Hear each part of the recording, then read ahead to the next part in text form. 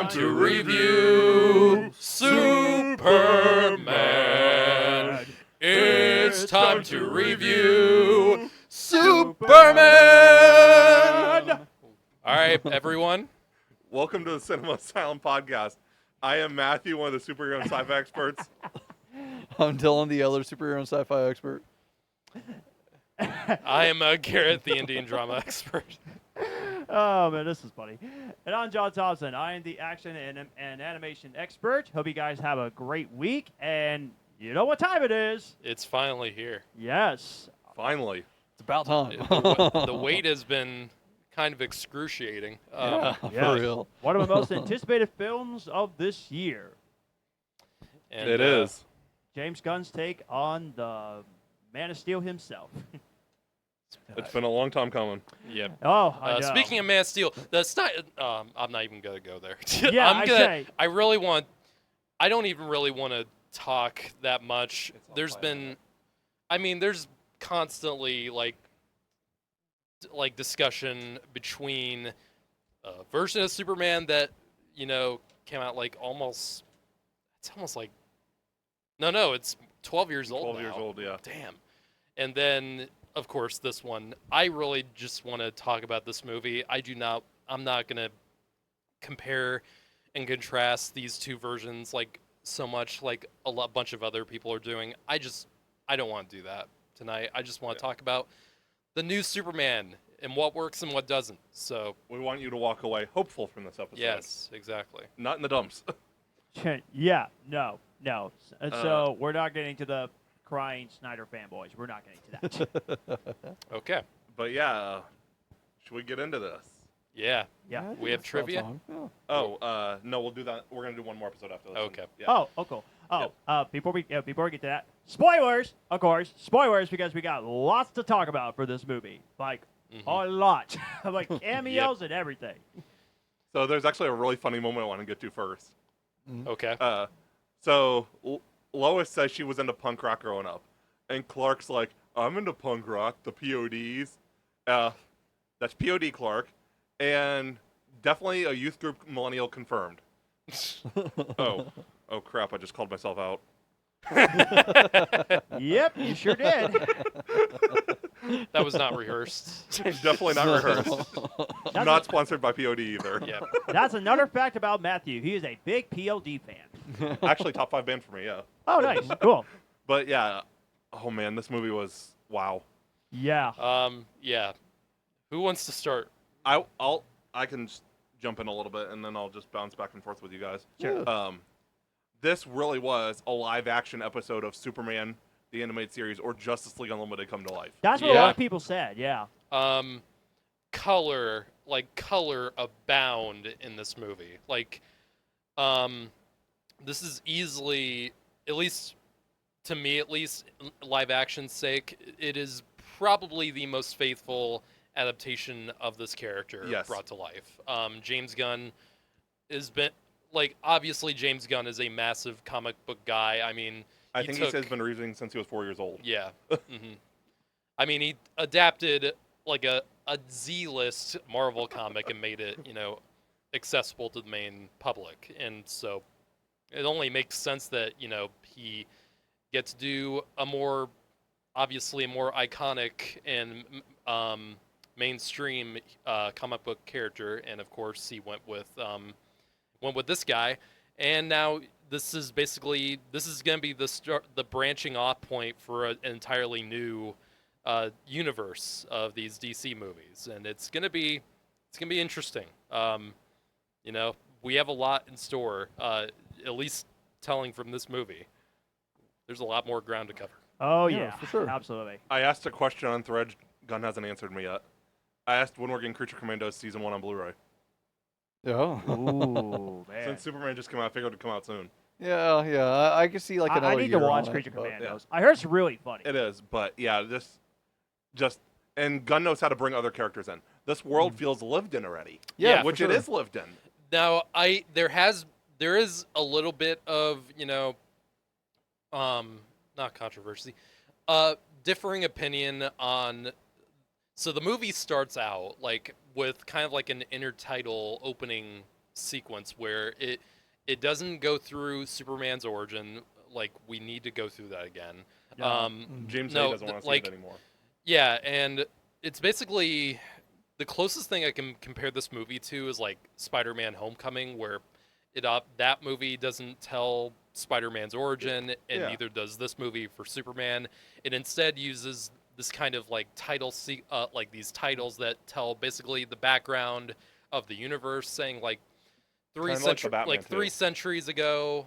Did it say like 3 centuries ago metahumans Yeah. became like a thing? Yeah. And then, 30 years ago, Superman landed on Earth, and then, it basically tells us that Superman just lost his first fight, and then that's the opening scene of the movie is that extended preview we got where Superman crashes back on the Fortress of Solitude, and he's beaten up to shit, and that's where we get introduced to the Superman robots, and of course, The good Crypto, boy. the good boy.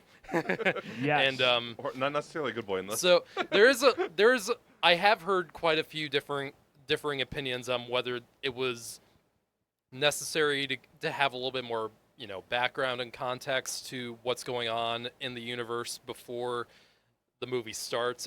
I have heard some people complain about that. For me, I can see why some people would want more like context about, Superman losing his first fight. I could see that, but it didn't bother me too much, and they do enough in the movie to where I wasn't like scratching my head or confused. And this is a fast-paced movie. Like right off the bat, the movie just gets off to a quick pace. And I think they're trying to go different from Marvel. They're not trying to build everything up first. It's already lived in, and you'll get to know the characters as it moves along. You don't need to know everybody's origin to like the character. And James That's Gunn correct. is a talented enough writer where, you learn so much about the characters through just their interactions and in the dialogue and how they interact with each other. And I think that's why it didn't bother me, because he's just so naturally gifted with characters and introducing them in a natural way that you don't need like a ton of exposition, building them up, Even like which is nice. even the Justice League International or Justice Gang, they don't give any backstory, but you can appreciate the characters already. Yeah, he writes them well enough that you don't need the backstory to. Absolutely. Yeah, they're written as that team who does things differently than Superman. Superman is incredibly kind. He never wants to like kill anyone, even like his enemies. He literally saves at one point a squirrel. He literally saves a tiny squirrel from being stomped on. I love that. Which That's is so great. I mean, complete 180 from what we've been getting recently with the character, Right. at least in movie's sake. But no, I really David Cornsweet. I mean, Embodies let's the character. just the three main leads in the movie: Holt, Brosnahan, and Cornsweet. Right when they were cast, I knew that they were going to be perfect for their roles. Even when I saw, I mean, Cornsweet's not, before this wasn't like a huge star or anything. He was only in a couple things. The only things I saw him in was Twisters. And I saw him in Pearl. Pearl was the movie where I was like, when I heard he was cast and realized he was in Pearl, I was like, that I could see it. Like just That's how off the James way, Gunn cast just him. off the way he acts in that movie and his bravado and the way he's like his swagger, as I would say, his charisma. Mm. Right off the bat, I knew this guy can be a really special Superman. And Oh yeah. did not disappoint. All of them were on point from the moment they came on screen. Cornsweet is so likable. He's so like boyishly charming, and he's like just bring up the Snyder people one time. They like all over social media. Like they were complaining. It was like people were complaining that Henry Cavill was so mopey and was so dour in his movies. Cornsweet's doing the same thing. It's like I feel like that's basically only in the trailers. Like in the Yeah. movie itself, Corn Sweat is complete. That's not what Corn Sweat does in the movie at all. Right. He's so good in this movie. This is a minor thing. I'm not sure if you guys even picked up on it, but when I watched it, to go with like the boyish innocence of the character, Mm-hmm. if you notice, he didn't, outside of being with Lois Lane, he didn't even cuss in the movie. He's like, "What the hey, good golly." He did say Yeah. super shit. Not in front of anybody, but Lois. Yeah, that's true. Like, yeah, like he, when he's in as, public, Cl- it's as good Clark, golly. And, yeah, as Clark, he Yeah. may have done it, but not a ton. yeah. He was saying like good golly and hey, what the Yeah, hey. hey, and- what the hey? Yeah. I just like that. You know, It's just so innocent. Yeah, there's absolutely. nothing. You know, this is the Superman that a lot of comic book fans and people who grew up on the Richard Donner movies and Christopher Reeve as Superman. This is the Superman that I feel should be put on screen and not done the other way. Like I honestly do think that, even though I'm a I've huge been- Man of Steel fan. Yeah. I've enjoyed, several different takes on Superman. There's a lot of different takes, and a lot of them I do enjoy. But this right here is Superman. It is. Like, this is what he was meant to be, not some of the other iterations that a bunch of people have latched onto. No complaints about Corn Sweat at all. He crushed it. I think Holt's the most accurate Lex Luthor too. Holt is I knew, like, Holt is just on a Freaking merciless. Holt is just Yeah. on a hot streak right now. Like, he's everywhere. He's in a ton of great. Nosferatu, Yeah. He's in a ton of great movies. My gosh, he's so good. Renfield. He's great. Juror number 2. He's that movie, The Order, which didn't really get enough attention. That movie's No, it really should've. good. It should've, It's yeah. really good. He's great. Definitely closer to the Gene Hackman Lex Luthor, which I But love. scarier. A little bit, yeah. And he's actually bald in this one, and unlike Hackman didn't really do anything. For me. I love Gene Hackman in those movies. Like, he's I didn't really care fantastic. for those movies. Period. Which you'll find out on my list. But this Lex Luthor, like, he is hateable. He In a has great hater way, boy. He's hateable. This is also what Lex Luthor is. Yeah. When he's portrayed in this movie, he's just the biggest hater boy on the planet. Yeah. Like, he Him- cannot handle, like, anyone taking the spotlight from him. No. Him and John Cryer are the best Lex Luthors. Yeah, also good. He's terrific.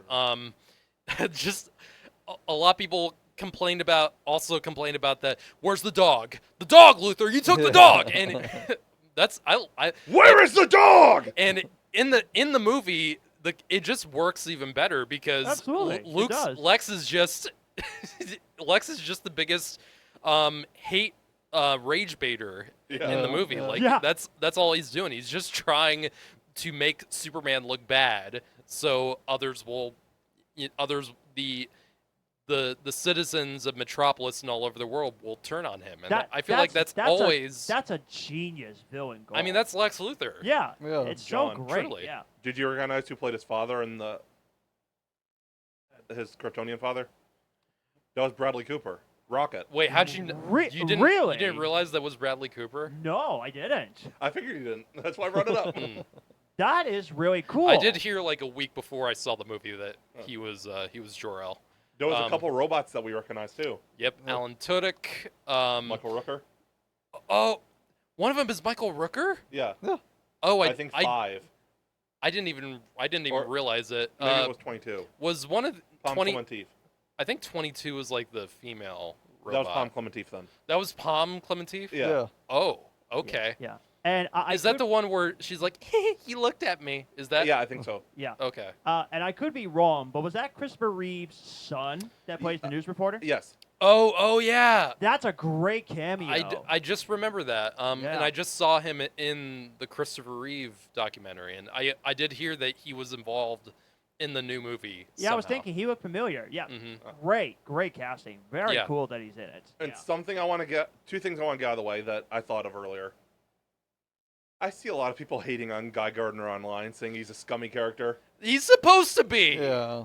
What the fuck? Grade A Guy Gardner He's is a the piece of green. trash. He's Right. the Green He's a Lantern that novel. everyone hates, like Yeah. intentionally. Yeah. Like he's not supposed to be Jordan, Hal Jordan or John Stewart.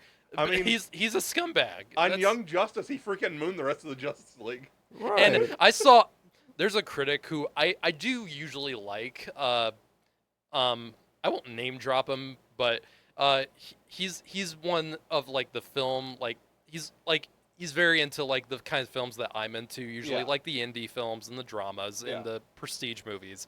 He did a review where he just completely, and in my opinion, unfairly like criticized this movie and just called the movie like and called James Gunn like a man-child and how he directs the movie. What? And it's like he even criticized the moment where in the climax where Guy Gardner does like a middle finger like in the fight scenes. Like Yeah. it's so lame. It's like But it's that's not- what the character would do. That's not I how you know. review a movie. Yeah. That's not how you do it. That is the kind of I really do think that people should not just be so lenient on film criticism. Like anyone can think of what they want to about any movie. Like absolutely, that's the great thing about movies. But when you're criticizing movies and you're even getting paid for it, or you have like this big following of people who listen to your opinion, You need to have an open mind. like, and you have to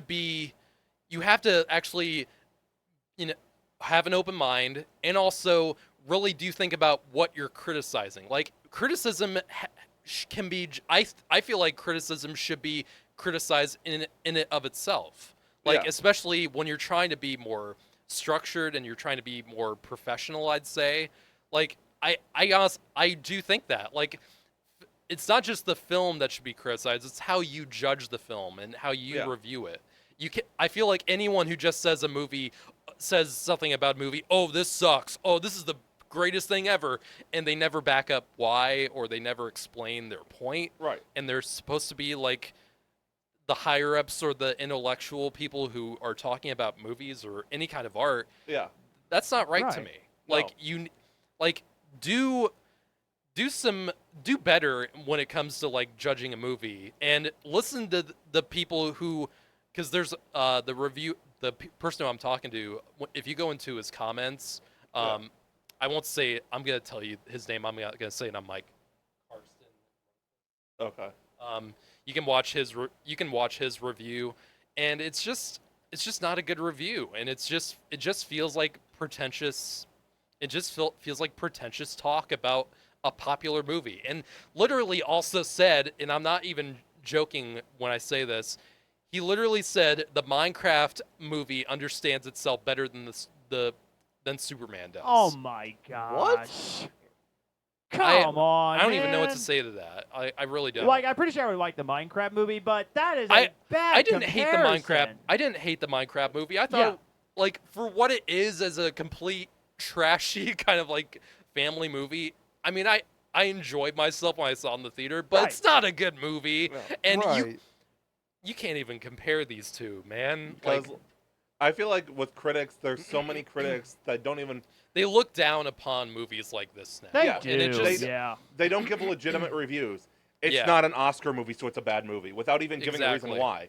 Like, it's just pretentious for the sake of being judge a pretentious. movie on its own terms. Yes. And you can absolutely do that if you don't do that while also not liking the movie. Like Right. you can absolutely do that, but it just feels, I don't like, there's a lot of that going on with this movie, and Yeah. I don't like the way film criticism is going with it. I No, really don't. absolutely not.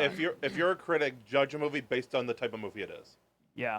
You're gonna review Oppenheimer and Sharknado totally differently. Yeah, Yeah, and I feel like for me that Variety, this is the second year in a row where they had the worst review.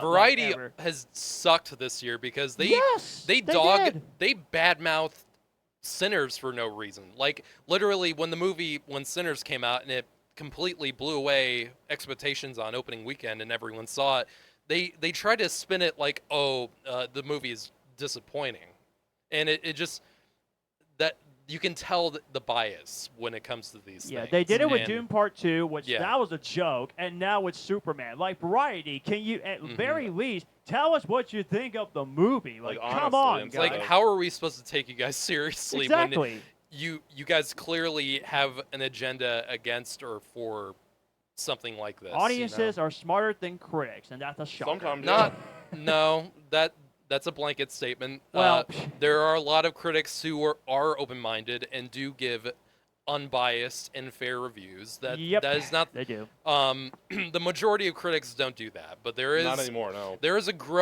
growing number of critics who are, like I said, like bashing a movie without being fair or judging it on its own terms. Or- And Last year with the Oscars, how many people didn't even watch Dune Part 2?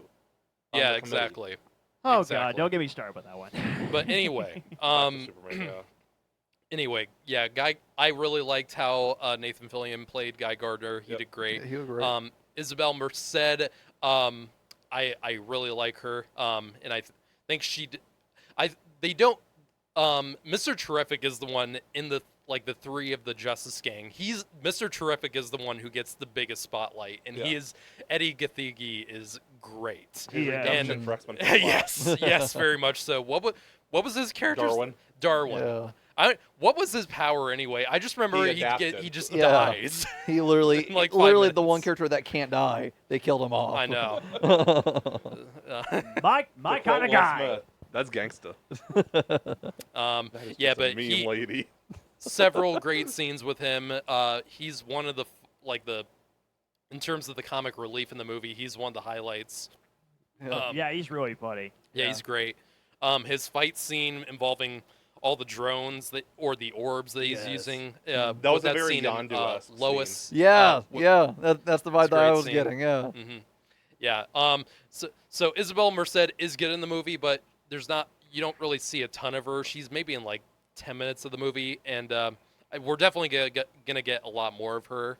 Yes. Yeah. And Hot Girl. I am a kid who did watch the Justice League the animated series, and I am a fan of Hot Girl, and I'm looking forward to seeing more of her. She said she took her inspiration from the cartoon. Yeah. Nice. Oh, I just didn't get that much of an impression of her just in this one movie. I do like I'd the have to see screams, more. though, she was doing that. Yeah. Isn't that is a thing she does in the character does in comics, right? She has like a I scream haven't like read that. any Hawk Girl Probably like a comics. war cry. I mean, yeah, I yeah. could totally see that. It's I'm like a not hawk. sure. I Yeah. mean, hawks Yeah, have yeah. that kind of scream. Yeah. But yeah, I liked her, and I liked her scene where she drops that dude. Yeah. Just like, yeah, I'm not like Superman. I'll Metamorpho kill was your cool, ass. too. Yes, Metamorpho, Anthony Kerrigan. Anthony Kerrigan. With Who- his third when I saw him in the trailer, I just assumed, oh, he's got to be CG. Like, there's no way they did No, that that's all practically. practical. And yeah, looks great. Yeah. That effect and seeing him behind the scenes, yeah. And this was his Did a third great job. live-action DC role. What? Oh, yeah? He was the Mist, the human gas chamber in The Uh-huh. Flash, season 1. Oh, And then Was he he- was was Victor, he- yeah. Victor Zsasz on Gotham. okay. For some reason, Two I thought great, he was in. two really good shows. For some reason, I thought he was that guy in one of the X-Men movies. I think it was Apocalypse, the bald guy. No, that was Oscar Isaac. No, no, Oh. not Apocalypse. Oh. I forget the name of the character. I think it was the same character in Logan. The No, that's the albino Talking about guy. Cabal? Yeah, Cabal. Oh. I think that character was in Apocalypse. Yeah. And I just remembered it's not Anthony Kerrigan. It's not. No. I get my bald guys confused. But he comes in at a pretty pivotal scene in the movie, and So no, he did not play Professor X. unfortunately, Wrong franchise, Matthew. Wrong franchise. screw you, Patrick The Stewart. card's looking No, interesting now. I'm sorry, Patrick Stewart. Patrick Um, Stewart has yeah, left the we chat. love you, Patrick.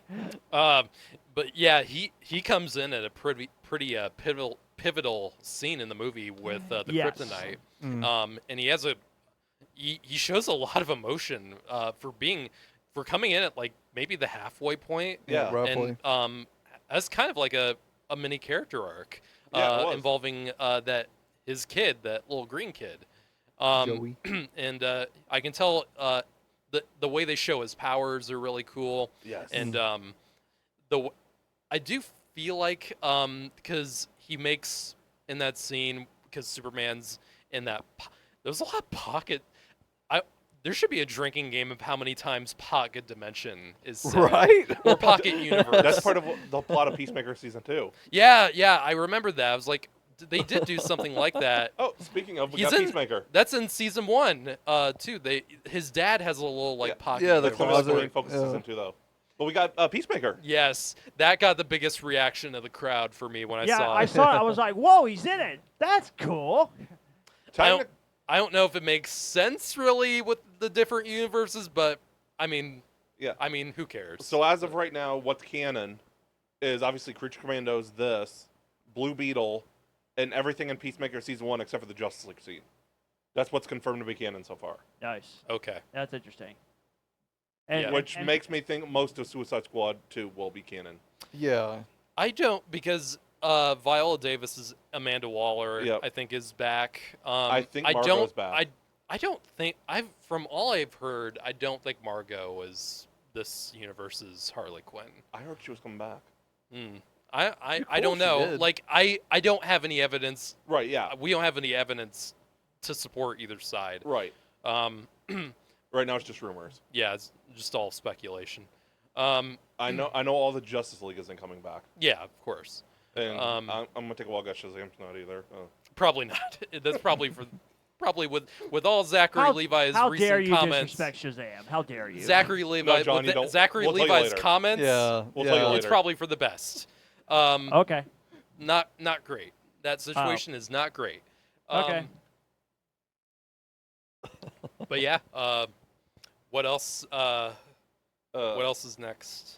For one, we didn't talk about the box office. Oh yeah. A lot of people thought it was going to fail. Yep. Yeah.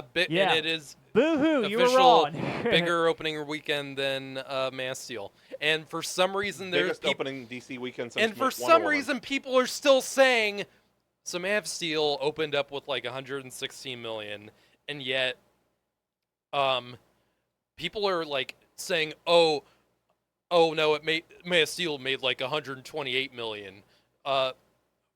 Like, what are you talking about? If you look at every box office site that displays numbers for movies, every single one of them will tell you that movie opened with $116 million. That is bullshit. For a This is universe. This is the biggest opening for a Superman movie, like solo movie. And for DC Universe movies, this is the biggest opening weekend since Wonder Woman. Yeah. So even bigger than Aquaman and Shazam. The DC brand, after all its failings, people need to understand that it needs to heal. This movie was not going to cure all of DC's woes in one go. Like, Right. this is the starting point. And if they keep going with the success, they'll really get somewhere. But We'll see how next year goes. yeah, and we'll see how, because I think the next movie they have planned is Supergirl. Yes. Yeah. Yeah. Which she pops up for a scene in this. Yeah. And, Completely plastered. I mean, sure. And they I- are and I- adapt. Sure. So I don't know much about Supergirl, but the story of Woman of Tomorrow, which they are doing Yep. in her movie, I think they changed, because that movie was originally titled that Woman of Tomorrow, but I think they just changed it to just Supergirl. I think didn't so, they? yeah. Well, that'd be Which cool. is smart. Cool. And I think she got completely drunk when she got back to see Superman. Yeah, she was drunk. Yeah, Because she was. Yeah. They, yeah. She went to a red She can't sun get planet. drunk. She can't get drunk on Earth. Yeah, she went to a red sun planet. It was really funny. That was really And apparently funny. that is that a major like plot point In the comic, the yeah. story? Like she's an alcoholic or I think something. so, yeah. Interesting. It'll be interesting. I have no idea what the story's about, and we'll But see I how believe that next year goes. will be full-fledged because James Gunn said he wants 2 animated movies, 2 live-action movies, 2 live-action series, 2 animated series per year. And I believe we're getting all that next year. Just they need Can't to. wait. Well, I criticize Marvel a lot for trying to do a whole lot, and Yeah. I have faith, but I I do have my skepticism with that. Yeah. Not everything will be on the same level if they keep it that rate. Right. But we'll Some see. of it will be We'll see. Elseworlds though too, like the Batman. True. Mm. And James Gunn won't. I'm pretty sure James Gunn will not be handling all of it. Like he's Right. He's not. like he's just like executive producing, and Right. not all of it is connected, obviously. Right. But And he said like you could watch everything separate if you want to. which you is don't, good. You don't need to watch every single thing to understand the story. Which Superman is is- exactly what they should be doing. Creature Commandos is its own story. Bravo, It- James it Gunn. helps if Bravo you- for saying that. Creature Commandos is its own story. Superman is its own story. It helps if you watch both, but you don't need to watch both. Exactly. You're See, just getting a That's the more way it full should see, picture. Marvel, can you go with that? What they're doing? Like Yep. it's Marvel. It's like doing homework. Come on, guys. I feel like DC has the opportunity a few years from now to be doing better than Marvel Oh yeah, because yeah. Kevin Feige's always been a behind-the-scenes guy. yeah. He's been James involved Gunn is with a filmmaker, and now he's doing the executive work. Kevin Feige is the sole mind behind everything that Marvel Studios makes. And I think James Gunn realized that. Yes. And because Marvel has been trying to do so much, and so much of it has not worked, I think James Gunn realizes that and is like, not everything needs to be like that. Like, we're gonna make content like for all sides, animation, live action, TV, all that, but not all of it needs to be connected to the same thing. That's what Marvel should be doing, and they haven't been doing that. But we'll see how. And Marvel can absolutely course correct. Yeah, definitely. And I thought James said at one point he had like a team of like 10 people that he has working, like a council that like works with him. like a writer's room, or Yeah. like a creative board Yeah. that handles all Yeah. that, which is good. Which is very good. John, So- you got anything to say? Yeah, no, I absolutely do. As you know, this year I said that Mission Impossible: The Final Reckoning was like my favorite film that came out this year. I think this movie might have topped it over Mission Impossible. Unless something changes, as of right now, this might be my #1 film of 2025.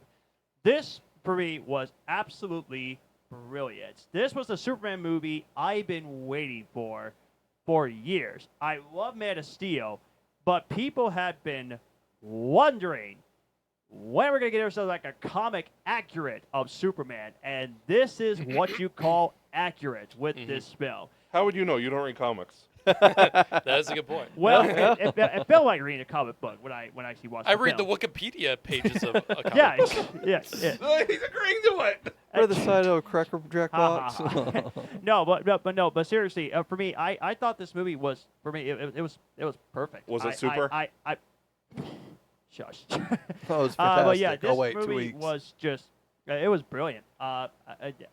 We all agree David Gordon Sweat is amazing as Superman. The chemistry of Clark Kent and Lois They have Lane, great chemistry. beautiful. Oh my god. I Love felt the chemistry. just that scene of them in the apartment, like that whole scene. That's probably that is probably some of my favorite comic book movie couple chemistry Yes. Yeah. Yeah. I've seen since probably Peter Parker and Gwen Stacy in the Amazing Spider-Man Yep. Yeah. movies. And I also really like the chemistry. I really love the chemistry between Diana and Steve in the Wonder Woman Yes. movies. Both of them, I'd say. Yeah. And this is Yeah, why. Lois, there's a video you guys need to watch. I think it was on Entertainment Weekly. They do a chemistry test. David Cornsweet and Rachel Brosnahan. Oh, nice. Like seriously, like I was doing this watching that entire movie, watching that entire video. Like their chemistry is on fire. I mean, go watch that. I definitely all will. of you after Yeah, we get. and this is the reason why we when get done. I was watching that scene, I was loving it, but I was thinking to myself, man, being single sucks. Can we also talk about Jimmy Olsen's Lady Slayer? Oh my Yeah. god! Yeah, Jim- I was this gonna is- get to this Jimmy is a Olsen. Jimmy Jimmy Olsen Olsen- redemption. Yeah, After Jimmy he Olsen gets fucking shot. is great. I love Jimmy Olsen. I don't Yeah. think Jimmy. Did he appear in any of the DCU films? He got shot in like 5 minutes. That wasn't in him. BVS.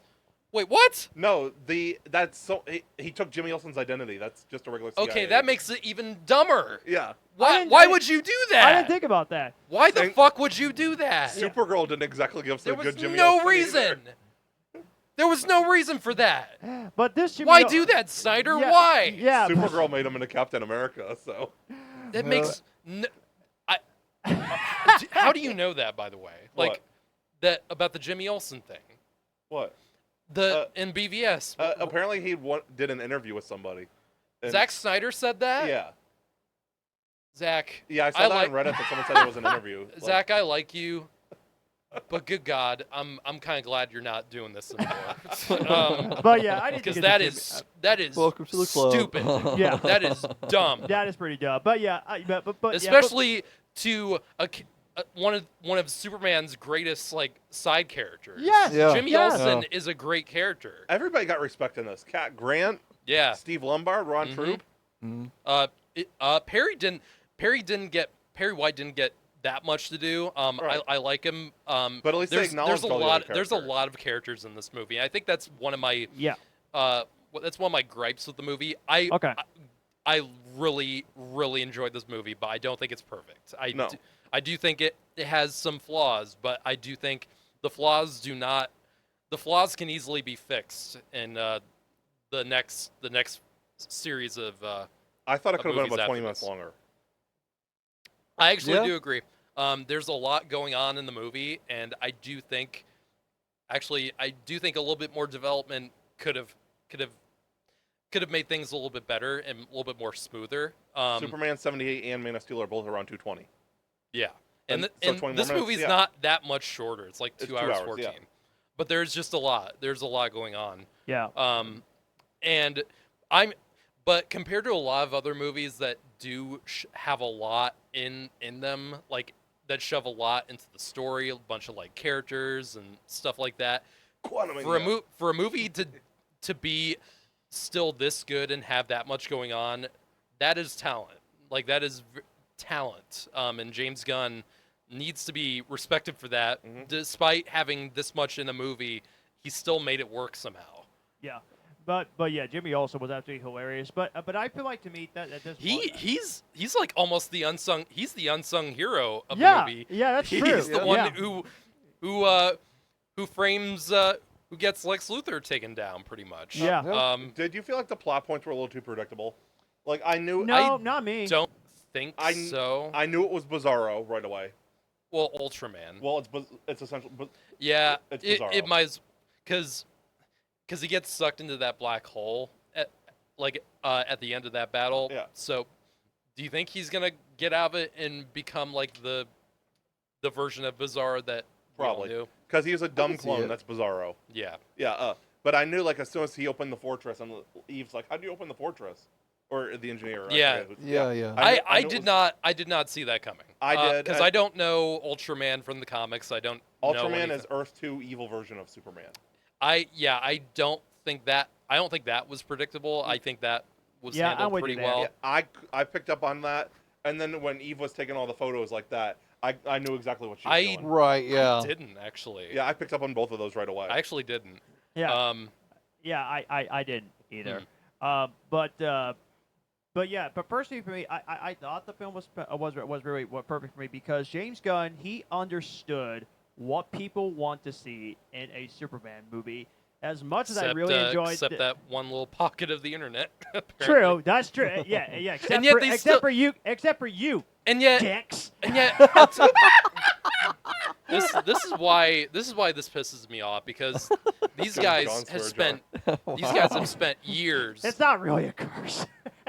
These guys have said $5 spent in a years can. dogging this movie out. Like seriously, like bad talking this movie every single minute of every day, and yet a bunch of them still bought tickets to see this movie.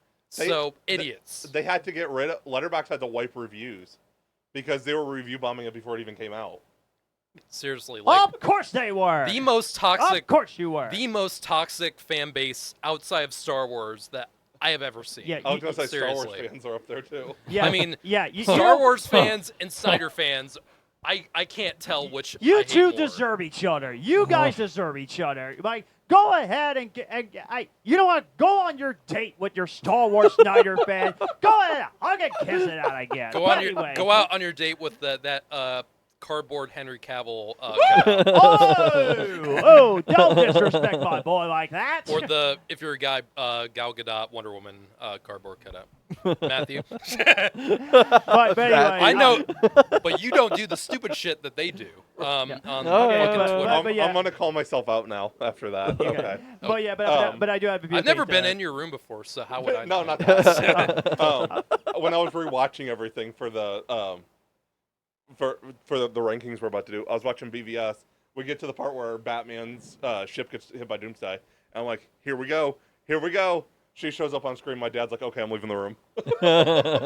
Oh, because he Because everybody knows. Yeah. but to get more things about the movie, leave Matthew alone. Just But to get to the things about the other movie, I really enjoyed. Visuals brilliant, action's brilliant, James Gunn directing brilliant. Just great casting. Love the dog. I want to see more Crypto like in future. Like, can we get a Supergirl.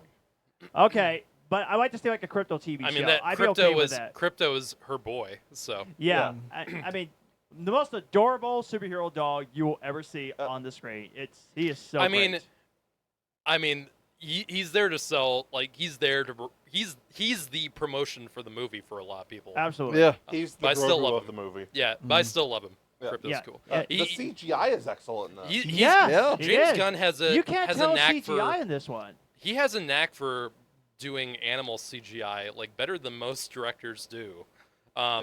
Yeah, I'd say he's right on par with because Cosmo also looked fantastic. Yeah. He in does. Guardians, and yeah, it's But about on the same level. yeah, but man, I love this movie. This was just so good. I cannot wait to watch it again and again. And that speech from Clark at the Yes. end, that is the most Superman thing I've heard in a movie ever. Absolutely. You know what I'm talking about. Yeah. I get scared, and I mess up all the time, but that makes me human. And that's my biggest strength. Exactly. And someday, I hope that you realize that can be yours too. Oh my God. That's like That is Superman. that Yeah. is That- brilliant talk. That right is there. just Superman to me. Yes. Can't wait to yeah. see what he does next in future films. Cannot wait what he does next. Going back to the punk rock thing for a minute, I also like what he said about maybe showing love and kindness is the true punk rock Yeah. nowadays. Oh yeah. Yeah. Yeah. I mean, that the whole point of the movie, James Gunn has said over and over again, is that Superman is in a world where kindness is being undervalued and is it's- being seen. People say it outdated. Yeah, and I can't think of a more perfect movie for our time than right now, than this movie. Yeah. And we Yeah, won't discuss- especially with how people are on a certain political side Right. are right. seeing this movie, and it speaks for itself. Really. Yeah. I'll tell you guys what I saw after, like, about that. I don't want to mention that during the episode. It's Yeah. pretty bad. And It's awful. And, Yeah. we're not going to mention this either, but people thought that the film was just woke, and I was like, "What's woke about it? Like, it's a People- Superman movie." That is just woke is the most meaningless, yeah. Yeah. it Can't is. even empty define it. word in the What the English frick, what dude? language right now. As people is- blowing smoke out of their butts. It is Yeah. the Exactly. it is the most overused fucking word for anything that people don't like on a certain side. Exactly. That is it. Yeah. If people use woke to criticize something, move on ahead and just don't pay Get out of attention Dodge. to Get out of Yeah. Dodge. it. Seriously, Get out of the metropolis. yeah. I'm so fucking done with that word. Yeah. Uh, But I assume you have more things you want to say, Matthew, about the movie. Because we're going to let Dylan talk for a minute. He hasn't talked. Yeah, you haven't said anything. Because I already know I'm Matthew just that, enjoying the ride. yeah, because I already know that you loved it. I already know. I love it too. But Dylan, what you think of it? No, I mean I really liked it. Yeah. I ever since I heard about who picked up the DC universe and who was going to be pushing it along and everything, ever since I've heard that it was Gunn and Safran, I've trusted in it, and I gotta say I wasn't disappointed. In our review for Creature Commandos, I already said that I loved what they did there. I love what James Gunn did here with Superman. I think that it was I think that the character was really well adapted. I think that everybody did a great job acting their parts. From what I remember, we all gave Blue Beetle a good review too.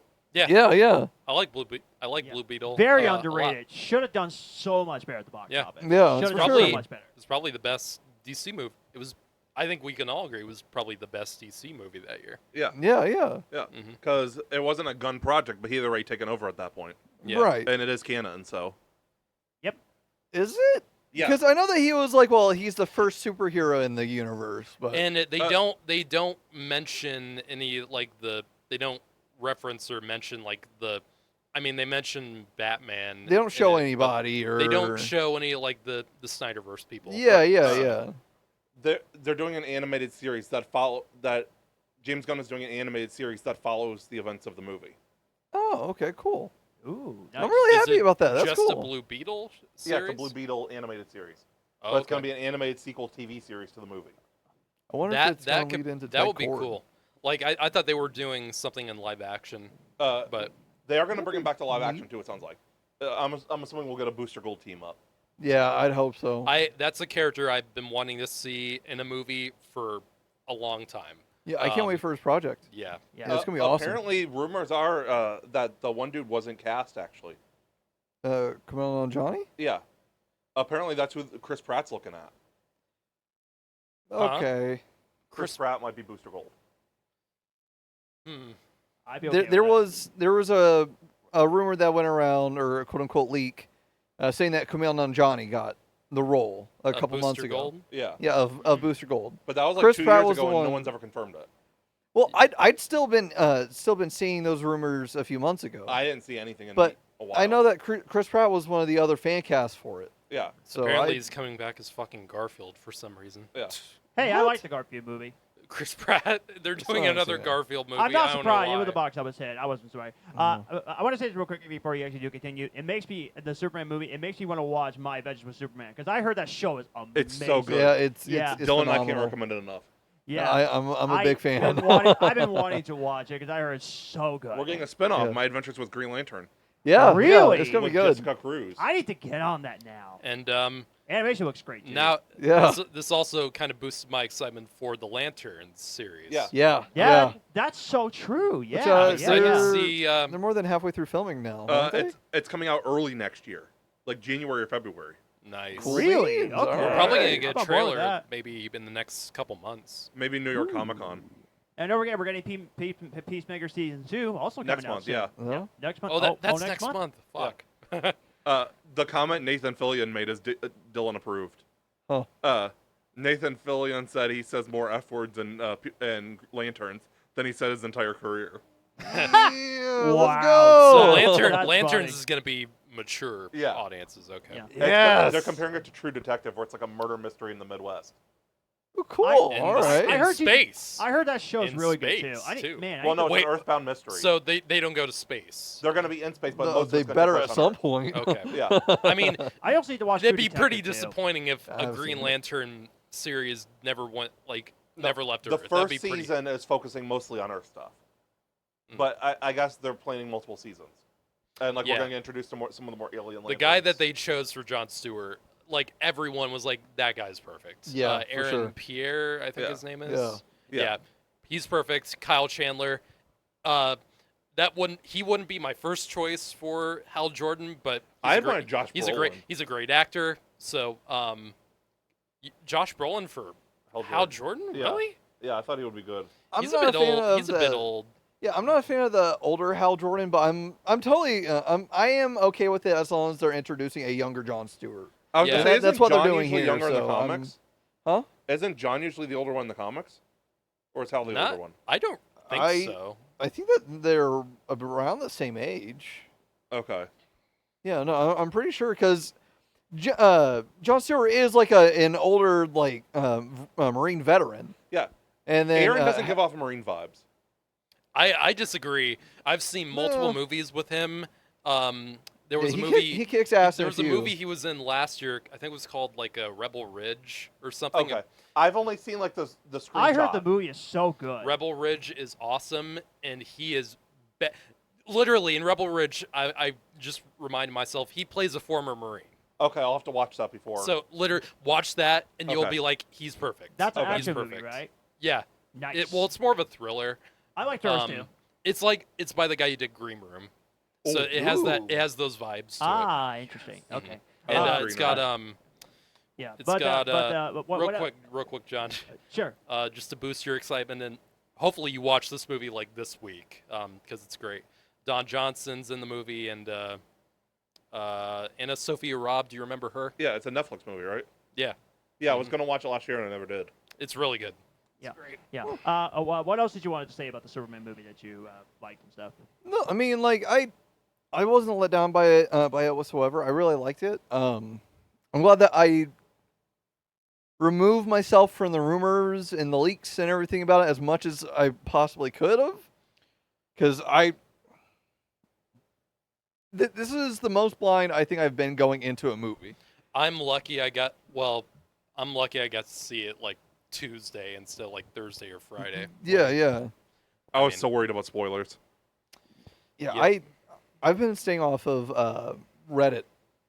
I had to avoid it. get off of social media for like a few days before I saw it, just because of how toxic and completely just loud fans were being Yeah. all over social media, like Well, a lot from of both them- sides. A lot I of just them were couldn't saying take they it. were gonna go see it anyway just to spoil the movie for everybody else. It's like, really? Yeah, Yeah. they were trying to like spoil the movie so people could avoid not And- seeing the film. Like that's And they did stupid. that stupid post where it's like on July 11th, like literally Boycott the they made an movie or instruction something. booklet of what to do to like make the movie flop. Like, yeah, yeah. select a seat on Fandango or whatever. Don't continue the purchase, and that way, like, no one will be able to see the movie and restore the Snyderverse. I didn't see a single person. I don't think that did a fucking thing. No. No, I so- doubt it. This That- was the fullest I've seen the movie theater since Deadpool. Oh yeah, Yeah, same. the yeah. Tuesday was completely packed for me. Yeah. Yeah. People like Superman. They don't give a shit about the Snyderverse. They just want to see Superman. No. Yeah. No. Uh, Like Superman is a character. It doesn't matter who's It's in the role. is a generational icon. Yeah. It's been that way for almost a century. There's some DC and Marvel characters where, let's say Booster Gold, you need a bigger name because he's not a known character outside of comic fans. Mm. Superman, you could have someone who, as long as he's a good actor, it could be his first big role, and if people will still go see it. and if the movie's good, Yeah, And people will still go see it. It's Superman. which it was good. Duh. this literally it had a bigger opening weekend than Man of Steel, despite whatever you fucking Snyder fans believe, and got a better overall critical reception. Yep. For as far as I can understand, better audience reception, and Yep. Biggest cinema score it got the same. I mean, both Man of Steel and Superman got an A-. Nice. So biggest opening for a DC Universe movie since Wonder Woman. yeah, we already covered that. but, Oh yeah, I did say that earlier. one quick thing before we get to rankings. Oh, Dylan never finished. Oh, yeah. I was just gonna say this is my favorite Lex Luthor that we've ever had. on God, screen. yeah. Yes. No, Same for me too, dude. Anyone who favors Jesse Eisenberg over what Nicholas Holt did. even before this, they Jesse were fucking Eisenberg? crazy. Seriously. I think he said Eisenberger. I said Eisenberg. Okay, Eisenberg. Yeah. Like, Jesse was not a. No, no, That no, was no, not not Lex at all. Luthor. Nothing. I didn't. I'll get more to that later with the rankings. That was no matter what you say to me. I don't care if he was Lex Luthor's junior or whatever. Right. Not Lex Luthor. No. No, Not at no, all. no, no, No. no. No. That was like Riddler and like the Joker combined. For He- real. It would have worked as a Riddler, but yeah. Riddler on meth. Yeah, exactly. No, I really liked him. I thought that he was great. I think that he was not only did he do a great on-screen performance the same way that Gene Hackman did, but he also felt like he was a great adaptation in his own right. That scene Where where it felt like it was pulled straight from the comics. A lot of what he was saying. that scene where he kills that poor guy in the That was pocket. just cold. Yeah. That was like, that is something. That is evil Lex Luthor. Like that is, and he does it right in front of Superman because the one thing unless you have kryptonite, the only way you can really hurt Superman on a deep level like that is if you kill like a civilian or an innocent person right in front of him, Yeah. or Magic multiple. can have the same effect as kryptonite. Well, yeah, but like on a personal, like Yeah. mental level, that is how you get to Superman, and yeah, that great scene. We never talked about Mon Pa Ken either. Yeah, I thought they were great. Yeah. Way different from like Kevin Costner Yeah. and Diane Lane. Diane Lane, but like it's. I believe that they were like simple farmers in Smallville. Like I absolutely believe Yeah. that. There is a better Mon Pa Ken, but they had a lot more screen time, and that's Annette O'Toole and Jonathan Snyder. I agree. Yeah. I agree. Yeah. They had a lot more screen time. Yeah, and but Pa Kent and Clark have a really great scene. Yeah. They do. Mm. Like the motivational scene of the movie, and that's acted so well. Yes. I way prefer this Pa Kent over. I love Kevin Costner, but That was in not terms of the Jonathan Gunn. in terms of how that character was written and what I will never. I don't care. I've always never understood that stupid scene. I will He never, would never let him die. like seriously. The whole point of the heart attack, it's the one thing Superman Yeah. can't stop. That's why in '78 Superman that works so much better. Superman can't stop that. Right. It doesn't make any sense. Seriously. Like I don't like how Pa Kent in that movie was written. I like Man of Steel, and I'll talk about it later, but we'll never. I do not like how that character was written. This Pa Kent I preferred much more, and how he was written, especially. I'm with you there. Yeah, absolutely. You have any other thoughts, Dylan, before we get to our rankings? Well, in Not terms of really. I mean, scores, they we've rank talked it. about a lot of it. I don't think that there's anything that I could really add to it. Oh, we didn't talk about this. The Jor-El and the parents thing. Oh yeah. Um, The message this, was a lie. that's a in ch- way. Well, yeah, I have thought about it since I saw the movie. I was like, was it Lex Luthor manipulating the message, or was that actually something his parents set him out to do? Because that's if that's something that was changed, like that's a big change. Yeah. Well, I think For me, it worked, but like I can understand like fans like being not happy with it. But what do you think? no. I mean, I think that it was interesting, and I think that I could see it being a thing where Lex was just messing with him, and the fact that Lex can get away with it because they destroyed the system.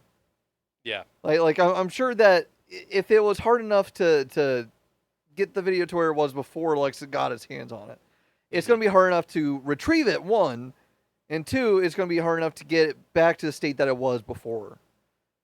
So I think that's interesting. The way that the questions that it brings up about the story of the movie and like the theorizing about it. And I do like, this is a small thing, but I do like that they actually speak in a different language, like Right, a yeah. Kryptonian language.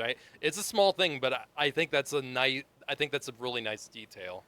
Yeah, like it makes a lot of sense, and two, a lot of other media, like if they do show that they are speaking Kryptonian from the start or something like that, they'll auto translate it to English or something like that, and the hologram will match or whatever. So no, it is cool. That's a really interesting touch here. Yeah. Yeah, I like it. I kind of mentioned it earlier, but the CGI looks really good. Oh yeah. Yeah. Compared to but- Quantum Mania, Oh god. which is like $100 million more in budget than this was. Yeah, I love how this movie shows Superman flying. There was a lot of stupid dramatization over that one shot. Yeah. I'm sure you guys saw Yep. where he's flying, and it's a wide angle lens shot because James Gunn, that's a James Gunn trademark. It is. He likes using wide angle lenses, has that kind of distorted feel to it. I don't hate it. I know a lot of people don't like it, and people just prefer the way other directors have shot him flying. I think it looks great, and it feels like you're flying along with him. Yeah. Especially, there's several great flying shots in this film. It's Absolutely. just very yeah. exhilarating. I especially like that, like the times where it's like the camera's shaking, like it's chaotic. Yes. And especially that one shot where like flies flying around him. It's like it's super chaotic, and I think it immerses you with the emotion of the character in that scene especially. Yep. And I think it's just a cool way to shoot it. It's a different way of showing the flying in a way Yeah. that hasn't really been done before, and I think we should be open to that. Returns, Man of Steel, and this all did it differently. Oh yeah, and and of course the older movies Right. did it differently. But that was a big time difference too, in what Yeah. the technology restraints. Yeah. That's why I started with Returns. Yeah. Mhm. Yeah. I'll So- do my list last because I got all of Are them. you sure? Yeah. Okay. Okay. But let's do scores first. Out of 5, out of 10, what would you guys give it? I'm gonna go because I've only seen this movie once. Yeah, same. I do want to. I am going to see this movie again. Probably not this week because I have a lot going on this week. But I definitely will see this again in theaters. I Absolutely. really enjoyed the film. I think it lived up to my expectations of a James Gunn take on Superman. It's the Superman that I feel like a lot of comic book fans have wanted for years that they haven't been getting. This is going to be a great Superman movie for younger audiences, especially. Like, I mean, this is way more family friendly of a Superman than we've been getting. Definitely way more than BVS. Oh Yeah. God, yeah. Oh, Yeah. oh God. And it's just a pleasant movie. I didn't feel any cynicism around it. I felt like it was genuine in a way that a lot of superhero movies have not been feeling Right. recently. And yeah, I really thoroughly enjoyed it. I'm gonna go with the 4 out of 5 for now, just because I've only seen it once. And that rating will probably change. But yeah, the movie's a success for me. Yeah, it was pretty much successful for me. I definitely give it a full 5 out of 5 stars. I cannot wait to see this movie again. Whatever you guys do go see it again, let me know. Invite me. I want to see it again the second time. Whatever you guys go see it second I time. want to see it again at the State Museum, IMAX. That'll be so Yeah. cool. Yeah, The biggest screen in the state. but One of the top 30 biggest screens in the world. yeah, but I know yeah, it's not I gonna. loved it. It's So not gonna good. because it wasn't shot on like IMAX cameras. It's not gonna fill up the entire screen, but it's still gonna look fabulous. I want to see Project Hail Mary and Dune Messiah on the State Museum screen. Ooh, Yeah. that Oh, that that tra- trailer looks Now- so good for Project Hail Mary. we kind of got the short end of the stick because they played like a 10-minute long trailer for that movie at CinemaCon, and that because I feel like the trailer was good for that, but it did feel a little bit generic to not the I don't think the movie is, but the trailer at least. The trailer from CinemaCon that I've been hearing about, that was like people were literally like blown away like by what they saw at CinemaCon. So I just wish it wasn't so comedic. Because people I don't think that's the movie. I think that's the way the trailer's cut up. Okay. Because people were comparing it to Interstellar from the test screenings. Yeah, and I've literally because the book is like of Andy Weir's novels that he's written. It's probably the book that has gotten him the most acclaim. Like Okay. people, every book review that I've heard about that literally is like, this is a masterpiece. The ending is going to level you to the ground. I'm Like, in danger. And Ooh, yes. I've literally heard comparisons to Shawshank Redemption and how people describe the ending to Project Hail Mary. Oh like my I've good heard that crap. I've heard that comparison. Now So got I me- have now no got me idea what really that excited. means, but I'm interested. Now I got me um, really excited for it. yeah. now. I wish the rumors were true that they would have bumped it up to Oscar season. And It that still was could though. I mean that movie comes out in March next Yeah. year. That's a really early trailer. to Dune Part 2 release. came out in Yeah. March and also was around Oscar season 2. So that could be the next No. one. You never know. No, Dune Part 2 came out in March. Well, Yeah. It did. Yeah. yeah. What were you saying? Repeat that. Project Hail Mary that comes out in. It would have to. I know what you're saying, John. It would have to come out earlier for it to be a contender for the Oscar, though. But 'Cause the Oscars it's not a must though. A release date does not. I mean, a release date can help a movie's chances, but it is by But no Dune means. was nominated, and that was in March too. Yeah. And Top Gun Maverick came Yeah. out in the summer, and it was nominated for a ton. And So it wasn't- doesn't really matter. Interstellar and The Martian were nominated for a few too, weren't they? Yeah. Yeah. Interstellar was November though. hmm Anyway, what's your ranking, Dylan? Or rating? I'd say 4.5 out of 5.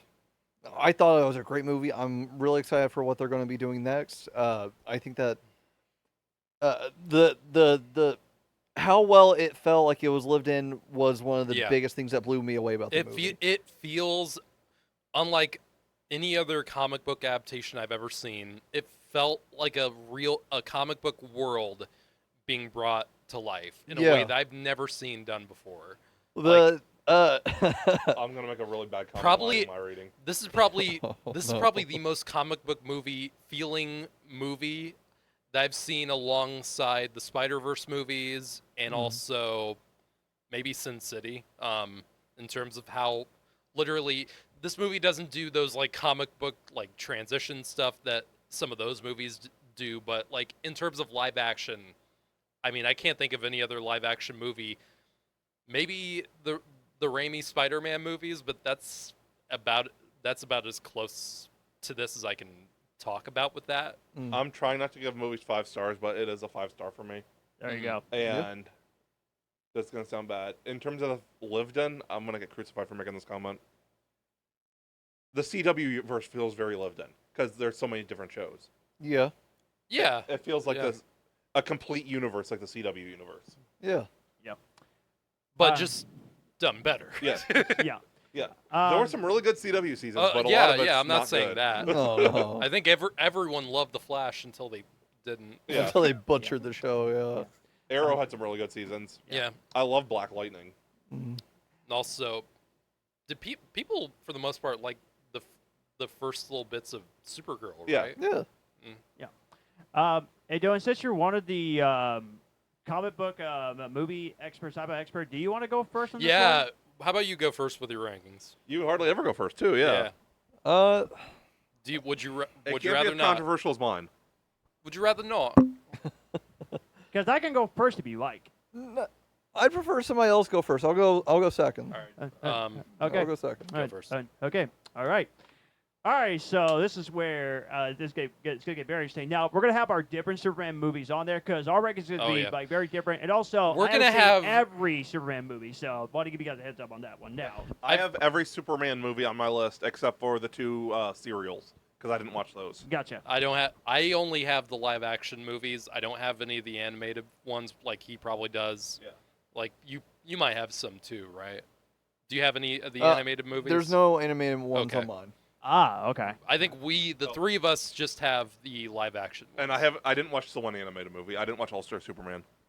Yeah, I watched some of them for this, but I watched more of the live action than I did the animated in preparation. Yeah. All Star Superman's a no-go. Yeah. But understandable. but yeah, this list is going to be very, very fun. But it's also going to be very controversial. So hold on to your butts, everybody. All right, so I got 12 Superman movies on my list. So let's get started with coming in at number 12, which I will be very surprised if it's not unanimous. Superman 4: The Quest for Peace is in It's last mine. place. Oh. Okay. Is this last place for you too? Oh It's no, not. it's not. Okay. It's last place for me. Let's Yeah, let's get that out of the we way, already guys. did a commentary. We already did like a live reaction to this. So You if can you watch want that to, on our YouTube channel. yeah, you can see that on our Yeah. YouTube channel. You can just scroll I down and see mean, it. what more does it need to say? This Like, movie- This movie is cheap. There is no universe where this movie is not the worst. No. At least for us, like this is the cheapest Superman movie ever made. Although it is funny. It is the Maybe on Earth X, that's a good movie. like Jesus Christ. This movie is bottom of the barrel It is. garbage. Absolutely. Like, Right from the opening titles. Yeah, that's where you The know opening that this movie titles is doomed. are so bad in this movie. Like they couldn't even get that right. If John Just directed imagine a how movie- bad the rest of it is. Yeah. Uh, And nuclear- also, Mark Pello is in this movie. Mark Pello Let that name real come, as let that name come to Nuclear you. Man. Yeah, as Nuclear Man. I think this was one of the his worst only villains in movie history. Yeah. And it's not when he's talking, it's Gene Hackman talking. Yeah. Yeah, which even Gene Hackman did not want to be Oh, here. he's this is one of his most phoned-in performances he It ever is. gave. He was a total hack in this. Oh my God, he's Oh, so wow, bad. Matthew. That guy was truly one of the greatest actors in American cinema. Yeah. Terrible in this movie. I'm surprised you didn't put this one in last. Like, what could be worse than I know this what one, I know it's bro? I know what he did. I know what he put. I think I know what he did too. I think he could be said. wrong. I think he could talked be about wrong. it briefly, but Yeah. But anyway, the yeah. only good thing about this movie, the only thing is Christopher Reeve. That's all. He's trying. Yeah, He was yeah. trying. That's all. That's but that was all that only we could thing. be saved. So yeah, this one definitely in last place. that's in last All place right, for me. number 11. It could sort of be tied for last place, but it just edges Quest for Peace, and that is Supergirl. Oh my God, I my. Okay, now guys, here's a little bit of a background story for this one. I came in having no idea what the film was going to be like when I watched this thing. Like, I heard it's terrible, but I didn't it's know. bad. But I didn't know how it was going to be, and the only reason it's slightly ahead is because some of the visual on the fly is much better. The girl that plays Supergirl, not a bad casting, and the score, pretty good. Everything else, though, is absolutely terrible. It gives you questions that you're never going to get answered. So let me get to the 4 questions that you'll never get answered. Number 1, how she became Supergirl with no training. Number 2, how she became Supergirl in this Easter egg space thingy, getting your costume ready. Number 3, when she gets her costume and flies out of the water, why is she not wet? Number 4, why is she in disguise in a terrible wig going to a girls' high school? When What are we doing? The world is on the line. Exactly. The fucking world is on the line, Like, and she's going what to are we doing? college. And the love interest is weird. Because this guy, like, they just met each other 3 days, and then he just asked this girl, "Will you marry me?" Which that's not how a relationship works. It's like a Disney movie. Yeah. And go ahead. I almost forgot to bring this up during the review. The amount of people that think Superman is with some dude named Lewis and not Lois Lane is mind blowing. Wait, I forgot you said what? that. Yeah. There's so many people that misspell Lois as Lewis. Wow. Like, man. I've been seeing this since Man of Steel. Like, no one knows how to spell Lois. It's always Lewis. But The fuck is wrong with you? Yeah. And can I say, the love interest, like, how do you have no idea that's literally Supergirl? Like, that's literally a wig. Like, okay, Clark Kent glasses disguise is the most iconic disguise ever in comic books and in movies. He should know, this idiot should know that's Supergirl in a terrible brown wig. He should know by now, but no, he doesn't because he's stupid. So, Did you know John's actually bald and he's wearing a wig?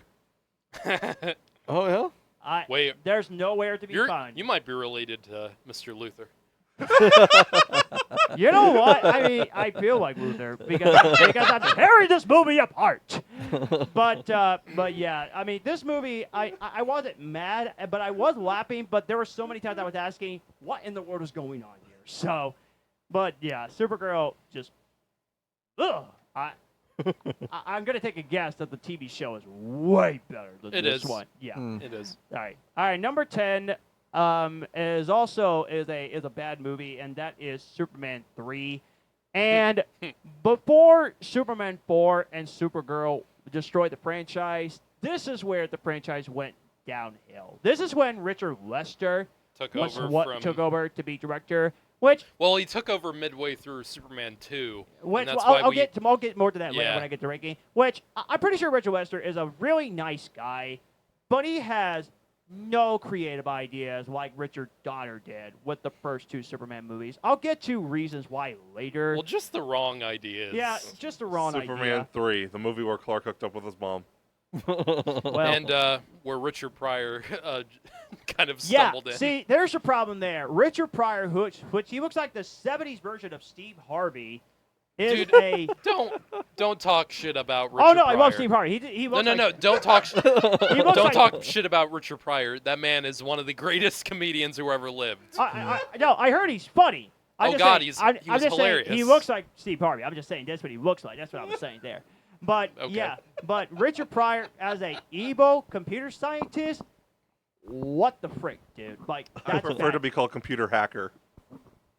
And also, this doesn't feel like a Superman movie. It feels like a spoof. It's It feels like a spoof movie. the opening credits of this movie is straight out of like a Mel Brooks movie. Like, and it But has that's not like smart. it still has those flashy Superman titles over it, like basically like a Three Stooges like Looney Tunes It does. like sequence. And also, it's weird. And This also, movie what is Warner weird. Brothers, what Warner Brothers did, which I thought was very stupid, is decide to make Lois Lane the side character, which we all know that Clark Kent For and Lois Lana. Lane are the most iconic characters. Like they are the love couple. But Warner Brothers decided, here's a good idea.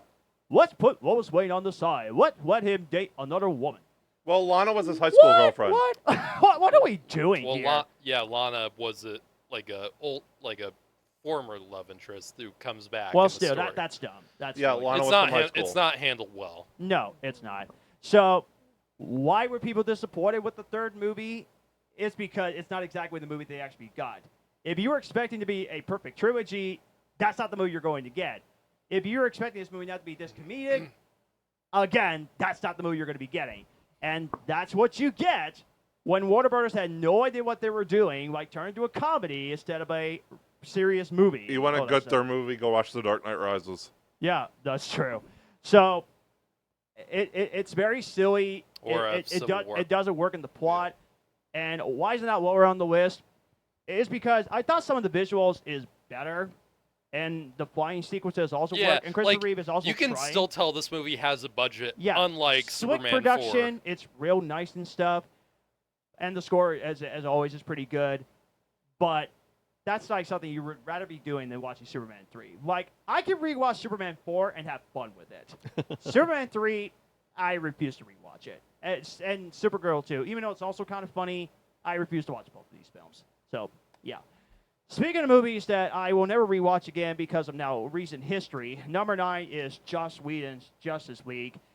Have you ever had one of those times where you can go to your high school pictures and you thought to yourself, man, I look cool back in high school, but then when you look back now you think to yourself, I'm an idiot?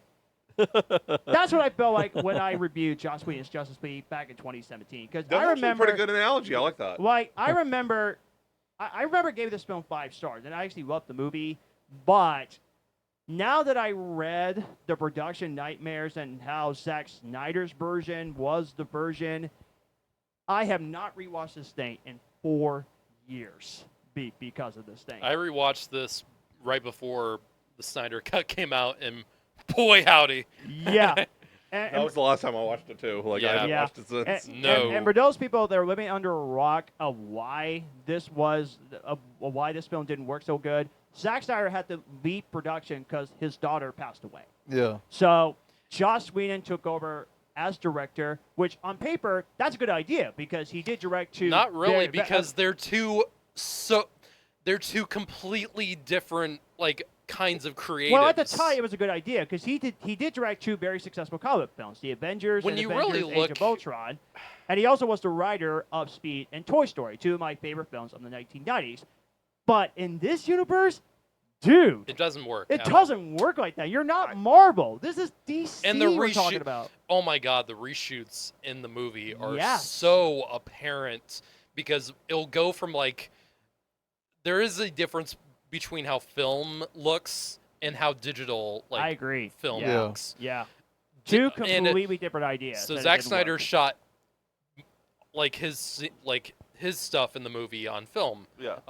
And Joss Whedon shot on digital, and the lighting in so many of the scenes goes completely off in so many parts of the movie. It's baffling. Were Man of Steel and BVS on digital on film? No, they were shot on film too. Okay, that's what I meant on film.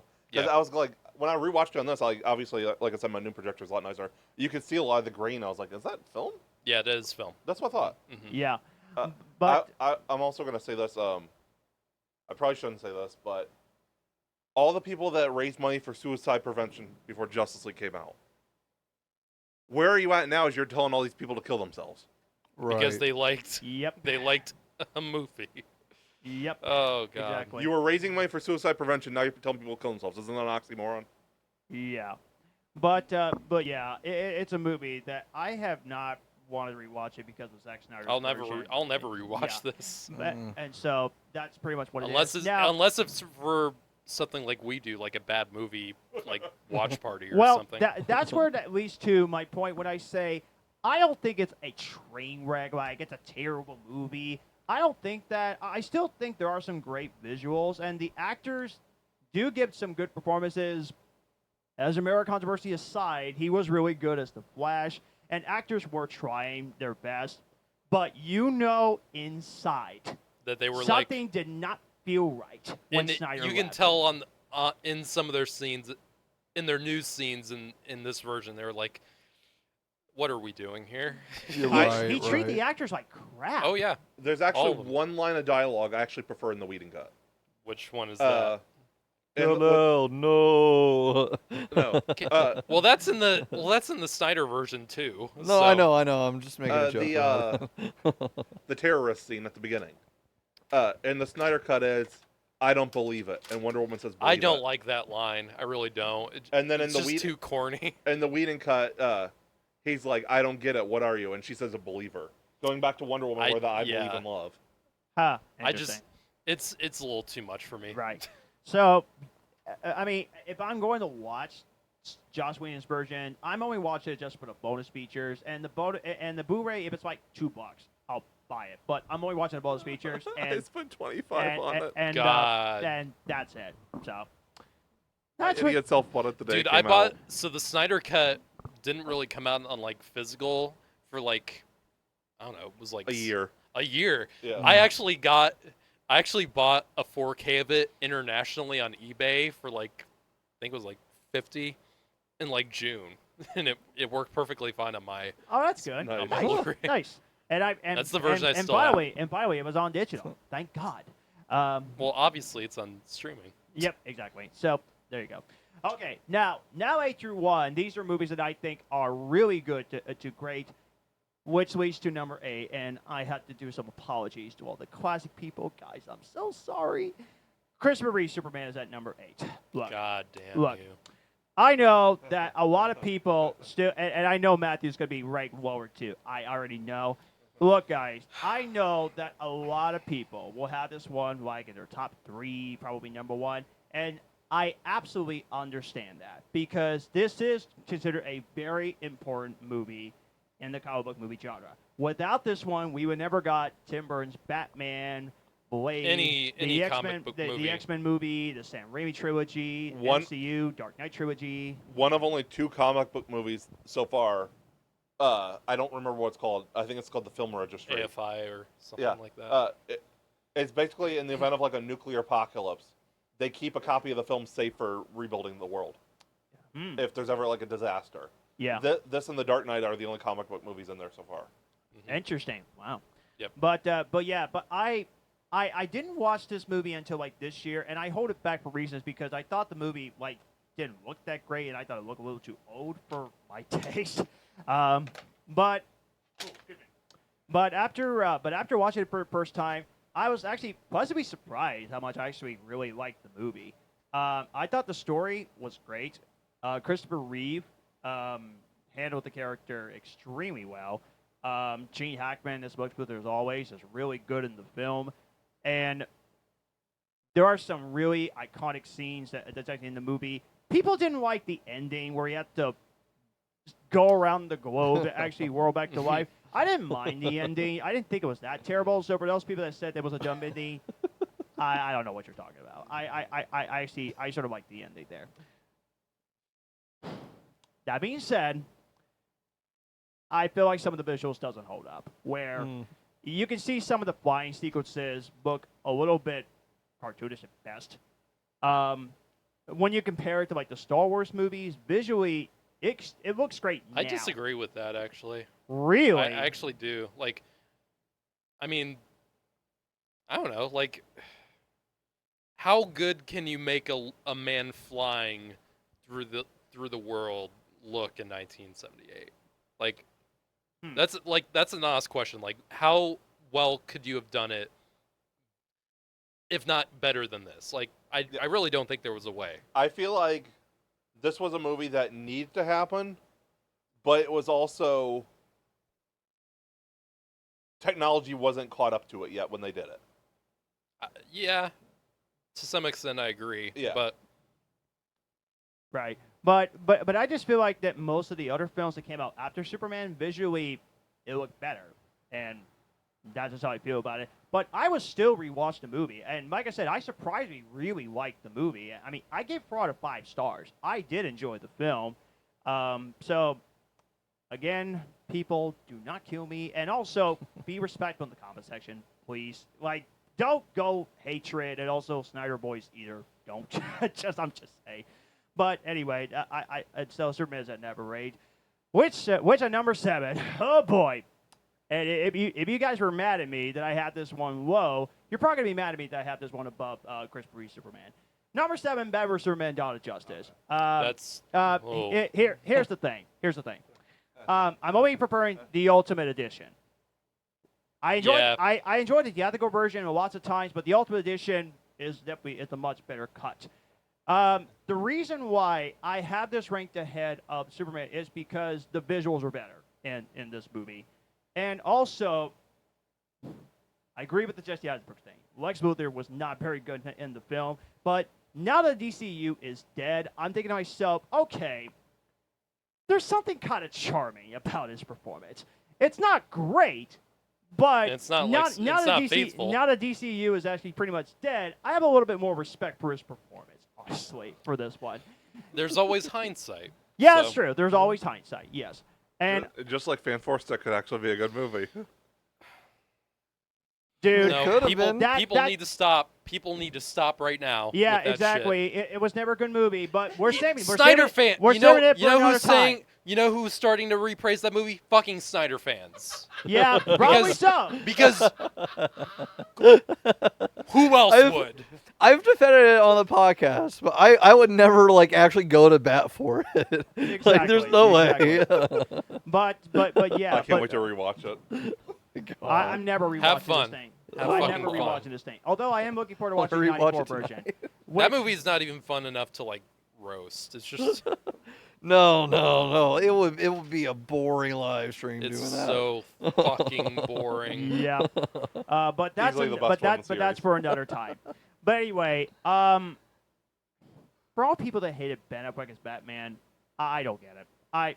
He's an amazing Batman. I love him in this movie, and even as Bruce Wayne, he's great in the film. For the portrayal, he was definitely good. Yeah, absolutely. For what they were going for. Yeah, for what Yeah. for what they were And doing. I would like to say more, but once we get a new Batman movie, I like to say more in a years down time. So I'm not going into full details, and there's also for me, there's always a question: is this more a Superman movie or is this more of a Batman movie, or is It's it both. Yeah, both. Mhm. I would say both. Yeah. I mean, it would fucking. You would hope so. Yeah, of course. It's They're got both in the their title. names in Yeah. the title. Yeah. But yeah, this is a movie that I will continue to defend. I will never understand the hate against this film. I will always love it, and I will always I will still absolutely enjoy the movie. All right, now before I get to my next film, there's a funny story that I want to get into of how this movie actually got on the list. Now, I was pretty much confident in the movies that was going to be on the Superman movie rankings. However, when I was about to get up in the morning, my brain told me this film counts as the Superman movie. Oh no, did you put League of Super Pets on your list? Yes, I did. That's right. Number 6, DC League of Super Pets. I mean, Look, don't blame me, blame Google, because Google said it technically counts as a Superman movie, so it gets to be included on this list. It's still sitting on my shelf unopened. I don't know if I'll ever watch it. it's actually not bad. Well, it's actually I've perfectly heard good fine. things about it. Yeah, it's not that I don't want to watch it. My dog used to sit on my lap and watch movies with me. It was supposed to come out before she died, and it came out Aw. after she died. I understand that. Yeah, I understand that. okay, yeah, I definitely understand that. But yeah, I mean, I very rarely do I go on a Google search and find out if that really does count as a film. So when I type my research, does DC League of Super Pets count the Superman movie? And when they said yes, it had to be included on the list. So I had to rewatch it on a Friday to see where it gets to be ranked. And after rewatching it a second time, that's why I should have watched this movie more often, because I personally think it's very underrated. I love the movie. The animation is great. It's really funny. The guinea pig villain is very silly, but it's meant to be silly. It's an animated movie. It's supposed to be funny. and I will always love The Rock as Crypto. I will always love him. Kevin Hart as the dog, who is Batman's sidekick. Ace the Bat Hound. Yep, he's great. Love him in the film. I love the pig. So it's a fun family movie like Grave of the Fireflies. Oh boy, that's Exactly. going to be very interesting whenever we watch this thing. That just arrived on Steelbook for me. Yep. I we just talked about added it. to my We collection. can live react whenever you want to. No, John and I are gonna go see it in IMAX Okay. in August or Oh. September, whenever that is. Oh yeah, you sent me the dates for it. Yeah. Oh, yeah. He's gonna need therapy after. Yeah, no, for real. You're gonna need therapy after. Yeah, it'll be the first time that I've seen it. We'll have to see are we doing the Totoro one after. with the English translation or subtitles? Because I can. It's gonna be English sub. Okay. Yeah, 'cause there isn't an I mean, option for it's dub. not like I don't like the read subtitles, but I like to hear like English stuff to the. Yeah, I get you. Yeah. Okay. So yeah, whenever it gets closer, let me know because I would love to go see it with you. Yeah. Absolutely. I guess. Subs over dubs. But I guess you're going to have to tell prefer me. dubs over to, subs, I guess but you're going to that's tell just me me being lazy. I guess Dylan's got to remind me to bring Kleenexes. So- Yeah, for real. Oh boy. Hold on. I don't think Hold they on, sell everybody, those for in this the one. merchandise section. Yeah. They should. And when Matthew says I be begging for horror films, oh god, there's no way. There is no freaking way. But anyway, DC League of Super Pets. I enjoy the movie, and I find it to be very, very fun. All right, number 5, Superman 2, both the theatrical and the daughter cut. Now, I decided to include both cuts on the list because, unlike They're very different. unlike Whedon's Justice League, which I refuse to rewatch, I wouldn't mind rewatching two different cuts because I've not seen the Donner. they're both The Donner cut's great. yeah, and honestly, they're both great movies. They're the same story, but the scenes very different. One than of them has a cellophane S being thrown from Superman's thing. Well, you remember that, right? Yeah. That's not in the Donner cut. Oh, good. Nope. Interesting. That was a Richard Lester thing. Oh, okay, Yeah. all right. Yeah. That makes sense. So Yeah. Lester directed Superman 3, Superman 2. At least he did something right. So, but The theatrical cut is still a good movie, unlike the Joss Whedon cut. Yeah. But I know what you're all wondering. If Donner directed Superman 2, why did he not get full credit? Well, he did and didn't at the same time. What happened was they shot this back to back. They wanted to have both movies come out like sooner than later, but apparently the people that were doing the movie, they were butting heads with Donner and the people that were working on the film. So they had no choice but to get rid of Donner and let Lester do 50% of the directing so he get credited as the director, not Donner. So Donner saw the finished product, decided to put in the scenes that was already in the film and put his version to make it the Donner cut. Very, very fascinating stuff. Wouldn't it have made more sense to let Cupid, Blitzen, or even Rudolph direct the replacement? Oh, God. Wow. I know. Is there? I mean, we can't punch him on screen, but this is one of those things. I when you're mean, like- we can. There's nothing preventing us. But yeah, personally for me, Superman 2, I like it a lot more than the original because I thought the visuals were better. I thought the storytelling was a little bit better. It's got Terrence Stamp as General Zod. Yeah. Terrence Stamp Of course. is just amazing. Yeah. So yeah, personally, I kind of love Superman 2. I really enjoy that film. So it definitely is a movie that I will definitely rewatch for sure. Colin Salmon was an interesting choice for General Zod and Krypton. Yeah. Oh, the Krypton TV show. Yeah, I only watched episode 1. it's good. It's weird, but I Oh, like sorry. it. Maybe I'll watch more episodes, but we'll see how it goes there. But People compared to Game of Thrones with Superman. Yeah, really yeah. interesting. But yeah, I really enjoy Superman 2. Number 4, and this is another one of those situations where there are other Superman movies that were box office hits. This one was not one of them, and I know Garrett, you didn't quite care for this one. Number 4 is Superman Returns. This is interesting because when I heard this was like the follow-up to the first two Superman movies of Christopher Reeve. It's the true Superman 3. Yeah, which means that the third one, 83, that's pretty much is out of wax. Supergirl, out of wax. Superman 4, out of wax. They don't exist. This is the true sequel to Superman 2. And for me, What?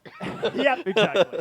But Superman Returns, I personally think it's a very underrated movie, and I kind of loved it. To me, I mean, in terms of the visuals, it is amazing. Brandon Routh, he should have done a lot more Superman movies than just He got his the first. redemption though. Yeah, He did, as, he He did. Adam. and he did. He was Kingdom did, Come. Yeah. and he did come back as Superman. Didn't Yeah, he? the Kingdom Come Superman yeah. in the Crisis. Oh, nice, cool.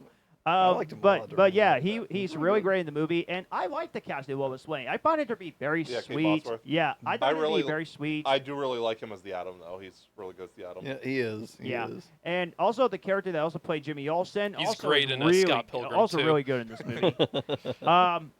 Actor who I will not name that played Lex Luthor. He's also really good in the movie. Again, we're not going to name him. Look it up for yourself why. I mean, Um, we can name him. Just yeah. don't want to talk about It- what he's It's what he's Kevin done. Spacey. Come on. Yeah. Yeah, I know, but we because just need a little bit of space. Shut up. yeah, A lot of dude, with the space. controversy that happened years, we're not going to get to that. Liked him He'll or make not, a Christmas- liked him or not, he's great in the film.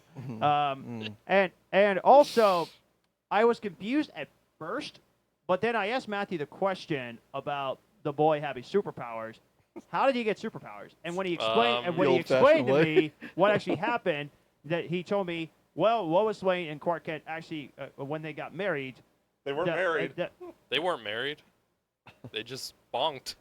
they bonded, yeah, and then Bonded. and then they Well, I said bonked.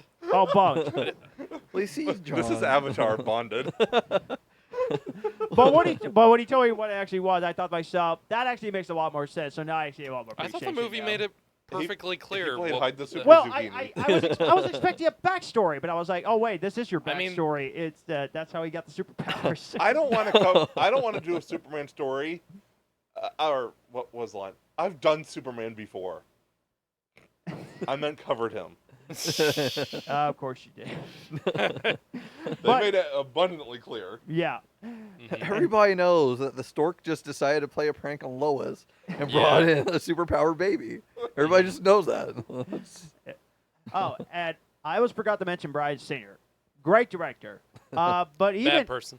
no wait, no. What was Bryan Singer? Did he direct this movie? Yeah. Yeah, I just said Yeah. okay.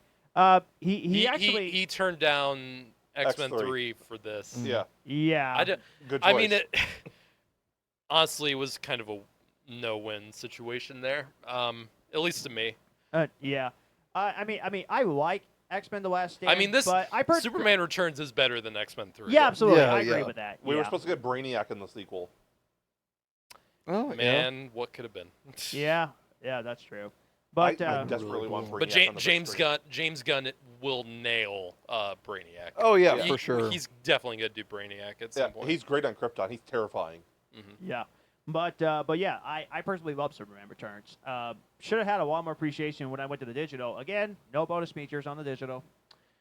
By physical. Predictable. Very, very disappointing. All right. Number 3, the true Justice League, Zack Snyder's Justice League, is at number 3. I don't think anybody thought this thing was going to be even exist. Like, nobody knew that this thing was ever coming out. And when people watched this movie, people were, We just kept pumping and pumping people and people were pumping till it- expecting the thinking that it was going to be good but flawed. But once you see the true vision of Zack Snyder's Justice League, it made the theatrical version worse than, Oh, God. than Yeah. ever. They So much cut out worse. scenes that should never have been cut. The storytelling is much better. The directing also so much better. And when you put this movie all together, it is a 4-hour epic comic book movie. And that's what it should have been the first time. I was actually one of the huge supporters early on, Yeah. before it got made. Zach actually sent me an associate producer shirt. Like the first 500 people to start with him. Oh, yeah? A really? 1,000 people got an associate producer shirt for when the movie Nice. came out. Nice. Huh, I've That's got that's this really in my cool. drawer. Yeah. That's awesome. That's really cool. Yeah. But yeah, I remember just being blown away by this whole film, and I didn't get up once. I sat through the whole Me thing too, without actually. moving. Amazingly. This was like I made the day that this came out. I remember it was like an event for me and my Yep. roommate. Literally all we did. I woke up that morning, ordered pizza. Me and my roommate sat our asses down, I had and pizza and watched it too. we just watched the whole thing. I had to take a It's a raging great pee day. after that. It was a 4-hour great, movie. it's a great day. Yeah. But yeah, just a fantastic movie, and No, man, Fantastic is in 2 weeks. yeah. But I already made that joke. And it has yeah, one of yeah, very one good. of the greatest, in my opinion, comic book movie scenes of all time. yeah, Speed Force scene. The Speed Force, yeah. Yeah. yeah, To think we went from that to Saving a fucking Russian family. yeah. yeah. Which, my gosh, WB. Thanks, Joss. Like, Thank like, you, Joss. yeah, thanks, Josh. And I don't think he has directed a film since. No, No, that. Good. the Good. only thing that I've heard him actually make was like this. I don't even remember what it was called, like this HBO show. I think it was like The Gilded Age. Yeah. That's the only thing. I didn't even watch it. I didn't even hear it Yeah. was that good. Yeah, I heard it was trash. That Figures. I don't think he's made a single thing since. Yeah. And good. Yeah. I Yeah. guess- I We got our mean, justice. the guy is. I'm not gonna just say the guy's never done anything great. The guy did some amazing stuff, of course. Yeah. I mean, Buffy's but beloved for a reason. it does. Yeah, he's gone for really good reason, and it doesn't change the fact that he's a shit person. Right. Right. Yeah. Yeah. Absolutely. So, but there you go. You want to experience the true Justice League live action? Watch this one. It's clearly that simple. Now, I know what you're all thinking. Wow, James Gunn's Superman is really this high, and also Man of Steel is this high? That's great. That's not great. That depends on the point of view of fan bases. But which one comes out on top? Is it James Gunn's Epic or the Man of Steel? Number 2 for me. Sorry, guys. This movie has been overtaken from this film. But number 2, Man of Steel. Yeah, it used to be number 1, but not anymore. But Man of Steel, it still is a awesome, awesome movie. And the critics should never disrespect this movie to begin They with. had. I like this movie, but they have plenty of reasons to criticize the movie. I'm not saying they had to like do what critics. I'm not saying this movie deserves all the hate, but there's plenty of reasons for justified reasons for good critics to not like the movie. Right. I think, yeah. Yeah. But it seems like... But There's over, a lot of bold There's a lot of bold choices in the movie. Right. Not all of them paid off for a lot of people. Okay. But, well, it really paid off for me. Like, this was the Mhm. first Superman movie that I watched before I got the Christopher Reeve movie. So that must be my own fault that I watched this Superman movie first before I got the Christopher Reeve. So I'm sorry, Reeve fans. But this was my the Superman. Well, technically, Superman the Animated Series and then this one. So there's that. But Man of Steel is so good. Henry Cavill, awesome as Superman and Clark Kent. Amy Adams, I bought the chemistry between these two. I'm sorry. I love the chemistry between these guys. Lawrence Fishburne, I love Lawrence Fishburne, which It's very white. I should have praised him also in Batman vs Superman. He is great in both of these films. Where is he? Where is he? Callisto Seals goes back to Kansas, I suppose. And also the villain in this movie, he is fantastic. Water, wet. Yeah. Crime wave in Gotham. Other news. Yeah. Water, wet. Yeah, I will find him. He's great. Michael Shannon as Yeah. General Zod. Yeah, He's Michael great. Shannon, fantastic. Love Michael Shannon in this movie. Amazing visuals, and and fans had started to come around this movie. Like at first, they didn't know what to think of it, but as more people watched it, a lot of people have come around this movie, which is really nice to have. I bet there's a comic book role in the movie that none of you guys knew of. Dylan might know. Obviously, Martian Manhunter's in it. Yeah. Yeah. As we found out in Justice League. His assistant, the female, that is That's- Green Lantern's girlfriend. Hal Jordan's girlfriend. Oh, really? Really? Interesting. Carol Ferris, Star Sapphire. Oh yeah, I knew this. Ooh, Yeah. Interesting. Okay. Nice. But yeah, Yeah. I absolutely love Man of Steel. And number 1, I know it's recency bias, but James Gunn Superman, it did it for me. Like, it delivered on what I want in a comic book movie, and it just worked for me from start to finish. And DCU, I got a good feeling about this one. I got a good feeling he's going to nail it with more of his films. And Warburg, you better not screw this up this time. You better not mess with it. And I don't think that's going to happen as fast. I'm not saying it's going to happen. I'm just saying if it does happen, it won't happen as fast because unlike the DCEU, DC is its own studio this time. This movie doesn't even open with a Warner Brothers logo. It just opens with a DC intro, which I love. By the way. Not only is Gunn in charge, but I guess he's also known for coming in under budget. Yeah. So like, I don't think they're really gonna say anything as long as he's delivering. Yeah. He doesn't make the same kind of choices that Snyder does, where Snyder will go very serious and very gritty, which a lot of people may not want. Right. But Gunn certain will movies not could do be. that. Yeah. The Batman can be. Yeah. Yeah. Superman doesn't need to be. Which after seeing this movie, I cannot wait to see what they're gonna do with Batman. I'm so excited for it. Yep. But I was actually expecting them to do a little. I'm not saying they were going to show Batman in the movie, but I was expecting them to just make a little hint, kind of like what Penguin did at the end. But Yeah. Hopefully, in the next couple months, now that this movie is proven to be at least on opening weekend successful, that we finally get an idea of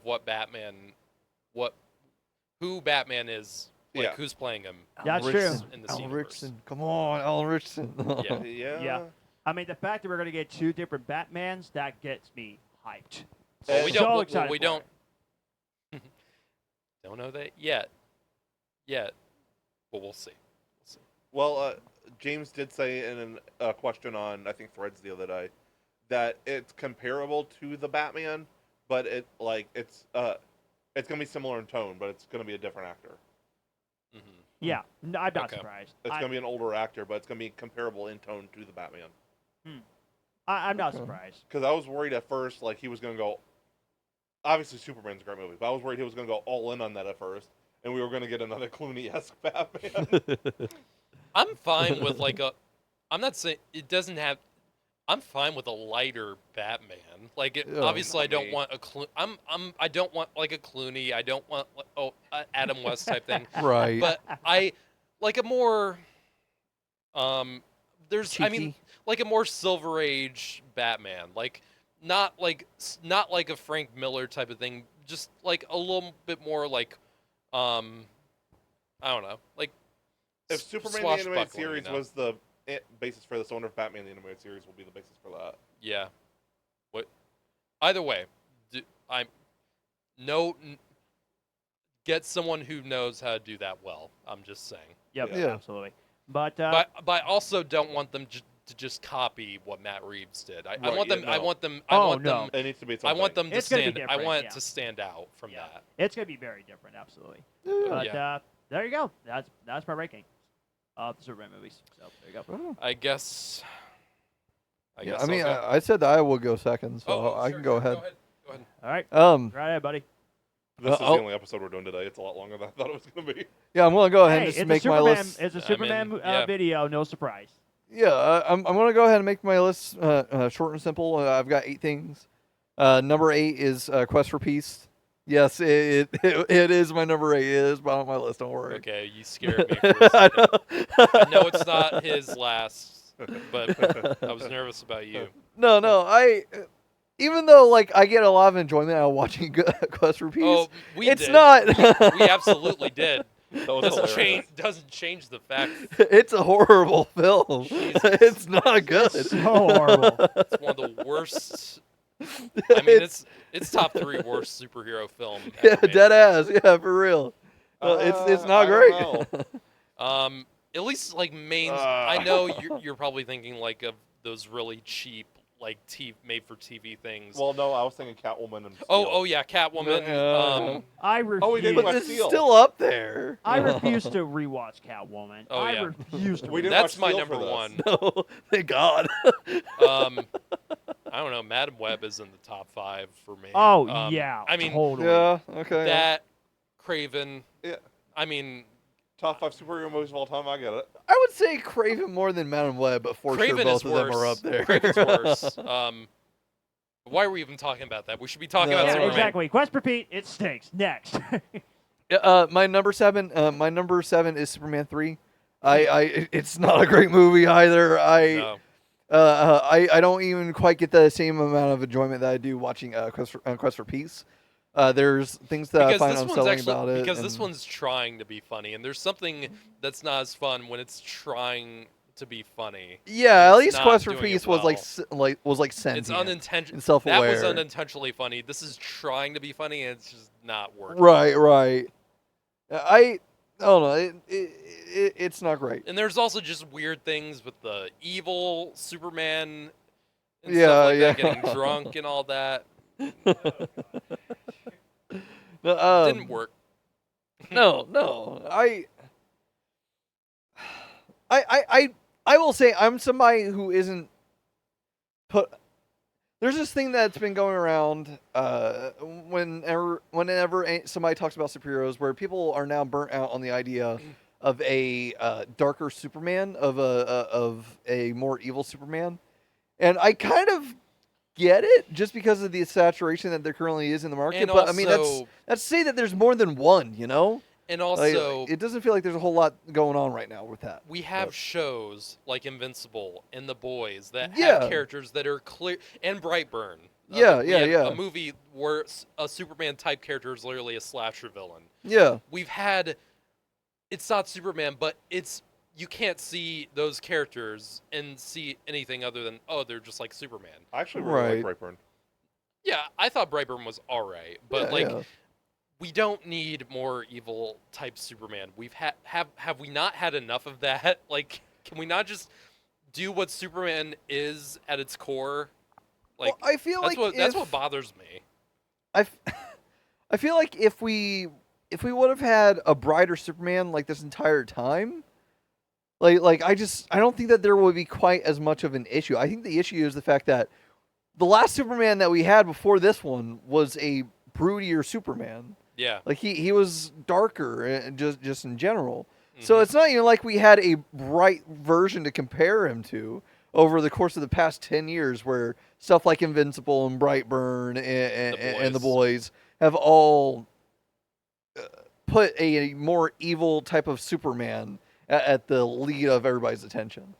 Yeah. And like I feel like the fact that we didn't have that, it makes it feel like we've gotten more of a saturation with an evil Superman in media than we actually have. Counterpoint, I but think we it's also have interesting. My Adventures with Superman and Superman and Lois in the last 10 years. That's Yeah. true. That's true. Yeah, I just I don't know. It's But interesting. most people don't want dark Superman. That's the Right. like. I like him when he's used effectively. I think that having a Superman character always be evil is not a great thing. No. But we also don't have a whole lot of other Superman type characters to compare him to. That's what I'm saying. I feel like if we had like something else to compare him to that isn't a bright Superman that we hadn't had for 10 years, like if we had a better poster child of the Superman character during this time where it's becoming a bigger thing to have a evil Superman, like I think that I don't know. Mhm. No, I'm somebody that likes that trope when it's used well. I just think that Yeah, it there can be used there was well, lacking yeah. something that was set up against it But these that's past 10 years. that should not be the only version that you see of No, him. no. It would be cool to see a variety of Supermen. Yeah. But I don't know. I'm somebody that likes the evil Superman trope. Just you always have to face it with somebody that is a Superman type character. Like they're gonna have their counter. It makes sense for it to be an evil Superman. I almost forgot to But- mention about Superman 3. I couldn't remember what the plot was about. Like, it's the the, plot most is for- the plot is nonsense. I mean, it's the most forgettable. it has plot something to I do have with ever like seen in a computer movie. viruses and That's shit all I like remember. that. I just watched it last It, week. it makes no sense. Yeah, like I couldn't remember a single thing. Ay ay ay. At least with Superman 4, like you remember, You remember? how Yeah, absolutely. fucking Yeah. dumb Oh, that shit is. God almighty. I guess my My number 6 is probably going to be. It's probably going to be Batman v Superman.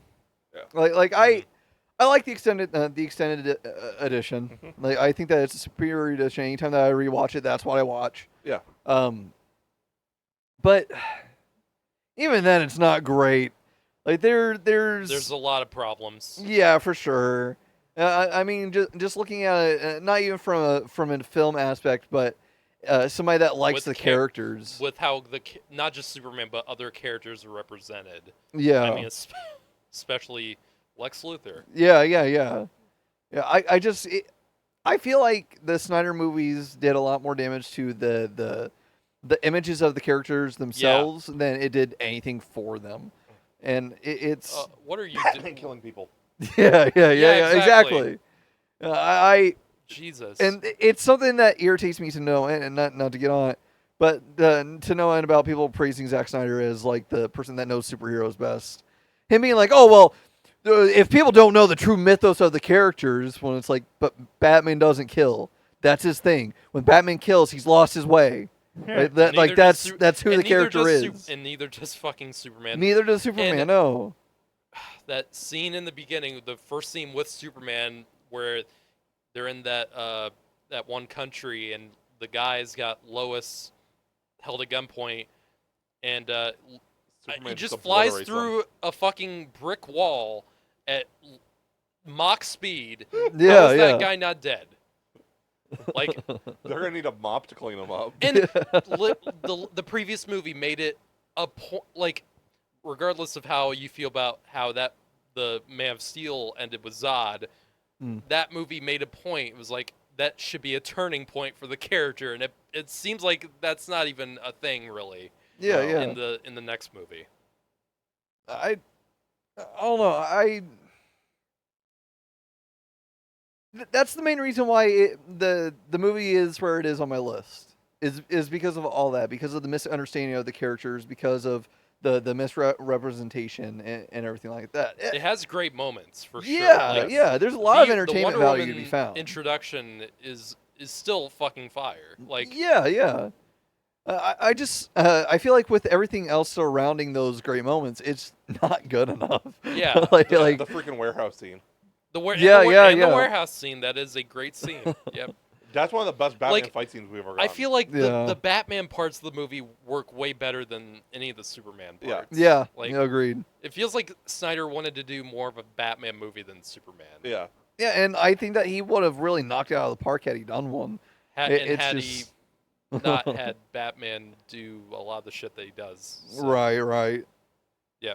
No, the last hour is the most compelling part of that movie. Yeah. Yeah, once you get to the last hour, it's pretty gas. Why'd you say that? Well, besides that. I don't like that part. I still don't like that part. I know. Understanding the idea of what it wants to do is different than how it's executed. Yes. Yeah, for sure. That's what I have to say about that. Yeah. It's 6 on my list. It could be higher if there were more love paid to the characters. There's also a lot of inconsistencies with voice. Same in Justice League. Batman is talking in his normal voice, then it's through the modulator. Then it changes like 3 different ways between that and Justice League. Yeah. I will say neither cut of Justice League is on my list. Yeah. No, it's same. It's not mine either. No, I just there wasn't enough Superman in Right. it. Superman's only in the third and act. Supergirl's not on mine because. It's the same reasoning. Yeah, same. Yeah. It counts as a Superman movie, though. It's a But he's not Supergirl in movie. it. Yeah. It's Supergirl. Well, it's part of the review. It's the same as counting so Supergirl Venom. should be on there. Yeah, I It don't was count the same Venom counting movies Venom as for Spider-Man Spider-Man movies. rankings. So. It's the same kind of thing. Okay. No, You wanted to include them, that's fine, but yeah. that's on you. My number 5 is going to be Superman 2. I don't think I've ever seen the Donner cut. I don't have access to it, and I didn't want to pay the $4 to rent it somewhere. So All I'll say is arg. yeah, I was trying to look. But I couldn't find something. I don't think that I was looking in the right places. Superman 2 is okay. I'm not the biggest fan of the original Superman movies. Yeah. Like they aren't for me. I'll get to my stuff with one in a second, but it just I don't know. I see what they were going for with a lot of it, and I appreciate what they were doing in their time, and I think that it's good to appreciate for what it was. But I don't think the movies are super great. Other than that, Christopher Reeves is the person that really carries them. Like we've said it. Gene Hackman is also great in his appearances as Lex. Rest in peace. Rest in peace to both of them. I forgot to say documentary is the honorable mention because it's not really a Superman movie, but the documentary itself. Yeah. Oh, guys, it's a must watch. I cried. Oh, such a wonderful, wonderful documentary. So good. Yeah, I still haven't checked it out. It's great. But, It is great. Yeah. no, Superman 2's good. I think it's the better of the sequels, for sure. Obviously. And it plays into what the first one laid a lot of groundwork for. I think that it delivered a lot more on like stuff that I prefer in a Superman movie, but it just still didn't work out too well. I'm on 5 now, right? I think you're on I five. think you're past You're on 5. 4 now. Yep, you're at number 4. Yeah. Okay.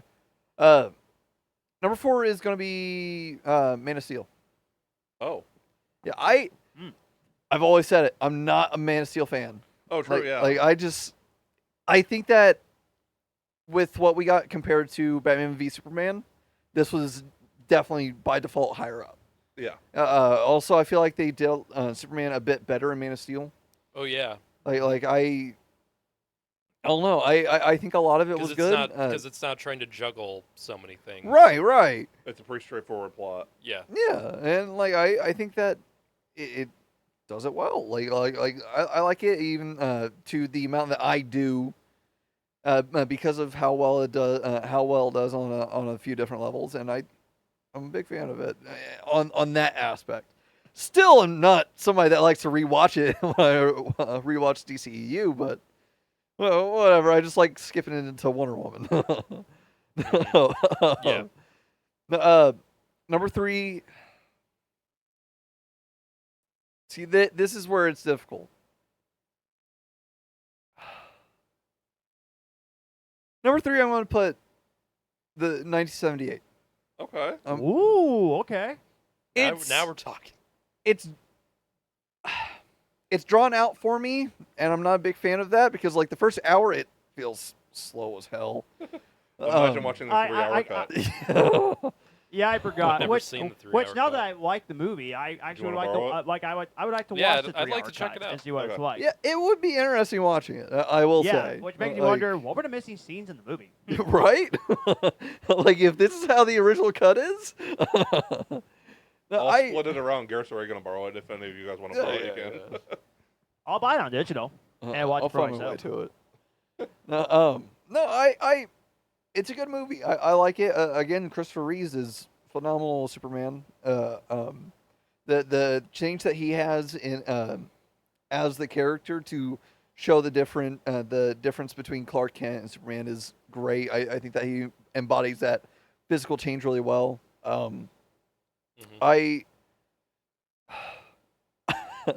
I will say, watching the first one and the second one back to back, it's obvious that Marlon Brando was a lot of the budget of the first one. Yes. Yeah. And I guess he phoned it in a lot, too. I mean, yeah, that was a 'cause- Marlon Brando thing. Like even on Apocalypse Now, that was the thing with Marlon Brando. He was a great actor, but he was a nightmare to work with. Yeah, I believe it. Yeah. Fully. I guess he said he was just there for the money. He didn't want to do the role at all. But that's a Marlon Brando thing. Yep, it Yeah. is. It is. No, it definitely shows. I will say. He was one of those method actors that just made everyone's Just made their life everyone's worse. job just so much harder. Uh, Just watch the documentary about the making of Apocalypse Now, and you'll understand. I finally why. have Okay. Apocalypse Now on DVD, so I can finally watch Just it. imagine. You obviously probably know how nightmarish the production of that was. No, I don't. Oh my God! Watch that documentary then. Yeah, I found like the 3-hour and 22-minute cut. it's fascinating, the story behind that movie. Okay. And Marlon Brando especially. I might watch it this week finally. Yep. I don't know. Superman 1978 is still good enough as a Superman movie. Just it doesn't top out the others. I'll say. So that means, yeah. Okay. Number 2 is Superman Returns. Yeah. Really? Okay. I gotta say I'm a big fan of it. I respect that. I respect that. I like it more than the other sequels that it stems from. I do too. Yeah. I think that Brandon Routh really fucking nails it. Kevin Spacey is surprise, shocker, good at playing an evil person. Yeah. Who knew? I mean, he was great as Hopper from The Bug's Life. Yeah. He's a great Baby Driver. Again, Kevin Spacey was is just a piece great of I shit. still need to watch Baby Driver. I still need to watch that movie. Baby It's great. Driver. It's so I know. good. I heard it's amazing. I mean, 7 and all that. Oh, 7. Yeah, I forgot he's in 7. I still Seven, have not yeah. seen 7, even though I know a Beauty. lot about it. If you end up coming back over after you drop John off, we should watch 7. No. I don't know when Well, I you've want to never watch seen 7, 7? but I'm not going to make any pre-existing plans to watch it. I'm just going to say that right now. Okay. Oh no, just a lot of the shit that I've heard about it. I'm not sure how not I for the would faint of cope heart. with it. Yeah, that's what I've heard. It's like while I'm okay with like body horror, like Saw and stuff like that. I don't know. A lot of I what I've prefer heard in 7 the over movie Saw. just sounds Oh God. worse who to doesn't? me. Of course. Well, I feel like as a film, it's definitely better. 7 is like through and it's through. like another level. I like Saw, but 7 is 7. Like Yeah, Stay no, the I've fucking heard that's a picture. phenomenal film. 7's up there. Like, 7 is top 10 crime thriller. One of my favorite movies of all time. Yeah. Yeah, how acclaimed it is the only reason why I want to watch that movie. The only reason. Yeah. I don't even care about seeing the original era. Where of, do you think- What's in the box? Where do you think the Batman? What's in the paper Matt box? Reeves' the Batman got some No, influence from? yeah, no, I know. I know how impactful that movie. I don't like the fact that we started talking about the fact that I haven't seen 7. I'm It's not really a fan removing of your that. here. I know how impactful the movie is. It's not like I don't want to watch it because it doesn't sound like it'd be up my alley. It sounds like a very interesting movie, and I've read a lot of the trivia behind it because it was potential for one of the last trivia questions that you asked. Yeah. So I made sure to read the trivia about it, and that's part of the reason that I'm not sure if I'm going to watch it ever in my lifetime. It's up there with my favorite crime thrillers with like Prisoners, Nightcrawler. Yeah, no, it sounds intense. Yeah. I it sounds like a phenomenal film. If I don't watch it in my lifetime, I do think that it'll be something that I regret. But man, We need to get John to watch Gone Girl. Yeah. yeah. I've been interested to watch this thing because I heard it's so Just weird. don't look It's into so spoil. weird. Just don't look.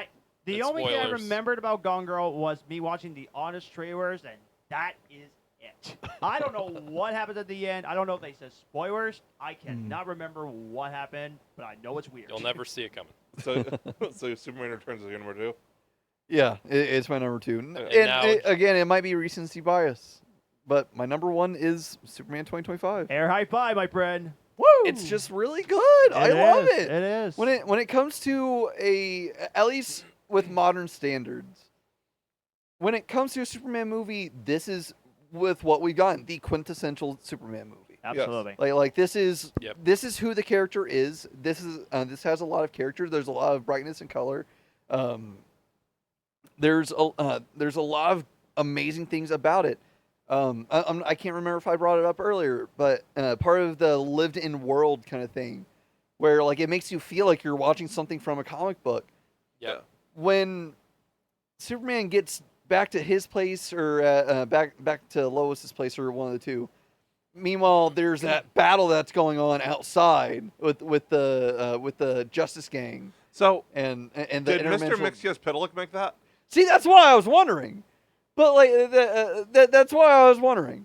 I highly suspect that is the case, which is interesting that they want to have Superman dealing with it and that it would be a background fight. But I think that's interesting. Well, regardless. Metropolis apparently But- just has shit going on constantly. So yeah, like, no, like that's what I'm saying. no like, one's probably batting an eye at that. yeah, the fact that Lois is like, don't you have better things to do? Like fighting that thing outside. He's like, oh no, it's only an interdimensional pixie. Like they've got it handled. What- It's fine. One of my favorite. Like, And they just had a giant kaiju. They had a kaiju like yeah. earlier, or I think it was the previous day. It was like, One of my favorite lines It's from cool, I Arrow love is, it. "City's under attack. Must be May." Yeah. But the one it's gonna be me. But the one thing also about the plot that I absolutely love is that people were also like very divisive on the superhero himself. Like, is he giving us hope or is he destroying it? Let the police take care of it. No, let Superman take care of it. That's also what I love most about James Gunn's Superman is that he's a divisive superhero. He may be lovable, but Well, he's divisive in. Well, that In aspect universe, has been talked and, about in other iterations. yeah, especially absolutely. man. That's what I really appreciate about this movie. So, and James, I think it just and- I think it just does it better than some of the other iterations. And James Gunn, he just nails it so well when he directs a comic book movie. Yeah. Like he directed the Guardians of the Galaxy movie, so of course he's going to be good. And, And he he- directed the Suicide Squad, he which made was awesome. a much better Suicide Squad movie. I Yeah, prefer the for first sure. one. You prefer? Yeah, you're fucking crazy for Wait, that. I can't crazy. defend you hold on on, that. hold You on, are hold on, hold on, crazy. hold on, hold on. Pause. I didn't No, know that. No. We're not cutting this out. You prefer the 2016 version over James Gunn's version? Oh my god! Yes. Dude, you are crazy. I Why? like the movie. Like why? But this is 1,000 times as much. James Gunn's one Dude, is at least you and Paul. Oh, James Gunn's movie is at least a movie. I don't know what the fuck Matthew, we got I with that had one. no idea. I've been friends with you for 4 years. I had no idea. I finally my realized the gosh. reason why you prefer the first one to the second one. I don't I know wish what I I'm you're could- not gonna I wish say I could it, throw this but I bottle, finally but I realized cannot why. do that. I just, God damn. you Oh, know what? I that- never thought I'd That do kind of hurt me. that. I never. Yeah, I know, right? I like Right? I like the dialogue at the end. You know what? I hate the Oh. dialogue. You know Oh what? my God. I never the part thought. with Enchantress and stuff at the end is what I really like. That and the El Diablo scene in the bar. Like I just like the deeper moments in the movie. Yeah, James it Gunn's is was more of a weird. sillier movie. No, James Gunn had like It had a that lot one of had heart. like Well- emotional moments, Yeah. like with Ratcatcher. Oh my yeah, god, that was my favorite part of the gun one was the bus scene where But she's not- like, I wish I could give that to you or whatever. Where and also just like the father that, scene, yeah. just that one moment with King Shark in the bus, and there's no That's my what I'm talking- favorite parts of the James Gunn one is when no one's talking and they Yeah. don't have to spell it out. Okay, two things. One, Garrett, I want to get your wish real quickly because it's been a long episode. And secondly, I never thought I'd do this, but I'm walking off. Matthew, that was just so bad. I'm walking off. Garrett, you go ahead. I'm done. I'm done. Don't leave us. All right, you can't go anywhere. I'm your ride. Well, you guys are, never mind. after guess listen, you said you wanted after to go our last. activities are our own. You said For you want to John's go last, so OnlyFans. I guess I'll Yeah, go do for it, mine Garrett. now. Look for your ride hard. So yeah, obviously I said number 8, Superman 4. Yeah, Already yeah. talked about it. Number 7, Superman 3. Also talked about. Not quite as horrendous, but still bad. I'm done with this. Number 6 is Superman Returns for me. Okay. Superman Returns. It's. I've always found this movie to be really kind of dull, and I think the acting is fine. I think Brandon Routh does a perfectly fine job as Superman, and most of the cast does a fine enough job. Kate Bosworth, I'm not the biggest fan of as Lois Lane. I just don't think she really did it for me in that role. Kevin Spacey does a very good job as Lex Luthor. Yeah. But overall, I just think the movie just misses the mark for me, and it just tries. I think it is trying to be like the original movies so much to the point where it loses its own identity. And I'll also say this: I hate how this movie looks. I hate the cinematography in this movie. Really? This was one of the first movies. It's not the first, but it was in that kind of beginning stage of digital cinematography where films were being shot on like digital cinema cameras. I believe, if I'm not mistaken, this was shot on the same kind of cinema digital camera that the prequels were used. That the prequels used. The first movie I think that was ever shot on digital camera mainstream was Attack of the Clones. Yeah. Okay. And I don't like how those movies look, and I don't like how this one looks. It just looks very muddy, Okay. and Fair. the colors just don't pop out as they should. It's not an appealing looking movie to me, and I think that, and it's just not. I just don't think the story is very engaging. It's just Superman doesn't really do much in it. There's a cool scene where with involving like the bullets and it. And the helicopter. Yeah, I mean it's a cool scene, but it's like so much of the movie is just a slog to get through, and it just is not my cup of tea.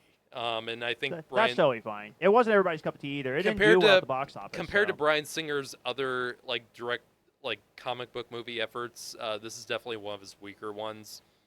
I mean, Apocalypse is worse than this, but it's not great. I prefer Um, Apocalypse over this one. I'm not a fan of Apocalypse. I love Yeah, it. me I neither. love Apocalypse. Number Anything's better than 5. Dark Phoenix. That's insane. I What- don't what- like what did you Apocalypse, say? but I said anything's better than Dark Phoenix. yeah, I agree. I yeah, agree. you know what? Yeah. Right. You know how forgiving I am with superhero movies. I like Madam Web. I don't mind Fan Stick. I hate Dark Phoenix. Yeah. I'm Dark right there Phoenix with you. is so You bad. say you liked it. Or are you talking about Apocalypse or Dark Phoenix? Dark Phoenix, I didn't like. Oh, for some reason I thought you liked it. Yeah. but At first I did, and then like within a day or two, it's like nah. that Yeah, after it Oh, sets okay, in on no, it. that movie I saw opening night, that was an immediate hatred. No. That for What I do like that a lot of people hated was New Mutants. I can I enjoyed understand. it. I can understand that more. I enjoyed it. I don't like New Mutants, but it tried something. Yeah. Yeah, That's yeah. all I can give That's it. for the future of X-Men rankings for another time. Yeah, New Mutants gave me Nightmare on Elm Street Dream Warrior vibes. Yeah. but Dream Warriors just did it a lot better. That Yes, means I'm not definitely. sure I would like. Number 5 is BVS for me. The Ultimate Edition. I don't really care about talking. Nice to see it's about high the your list, theatrical. though. Not that BVS. There's a lot of great moments. And like I said, I feel like the Superman moments of the movie are like a lot of the weaker elements, and Yeah. the Batman scenes are, I think, I feel like are the coolest parts of the movie, and of course the Wonder Yeah, Woman I agree part. with that. Yeah. Overall, I just think there was a lot of potential in the story in a way that it addresses a lot of the criticisms of Man of Steel with the destruction of Metropolis, but it just gets lost in its own way, and I think there's too much going on, and there's not enough personality from Clark Kent for me. There really does need to be a difference between Clark Kent and Superman. That's the Yes. heart of the character for me. Like Clark Kent, Same with Batman. like Kal-El, Kal-El may be Superman, but he wants to be Clark Kent.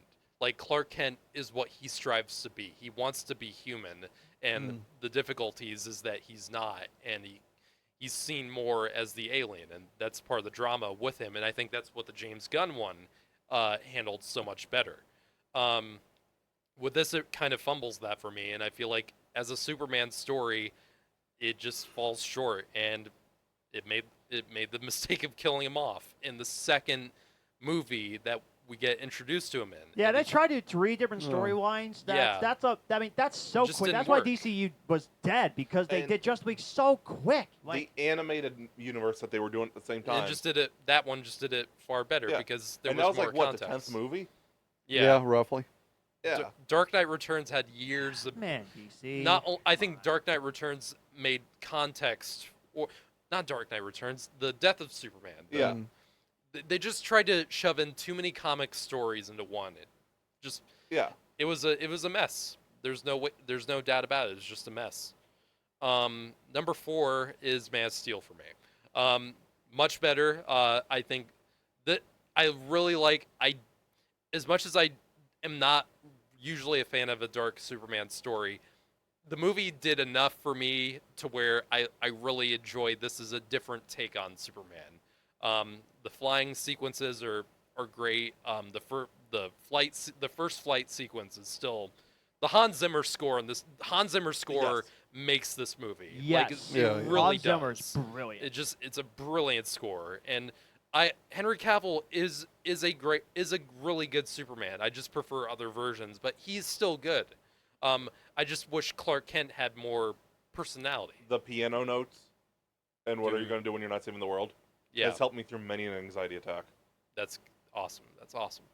And yeah, so overall, I really enjoy the movie. General Zod, Michael Shannon does a great job. The action scenes, even though I do think they're a little bit overblown at times, and the last like the climax of the movie, I think is too long.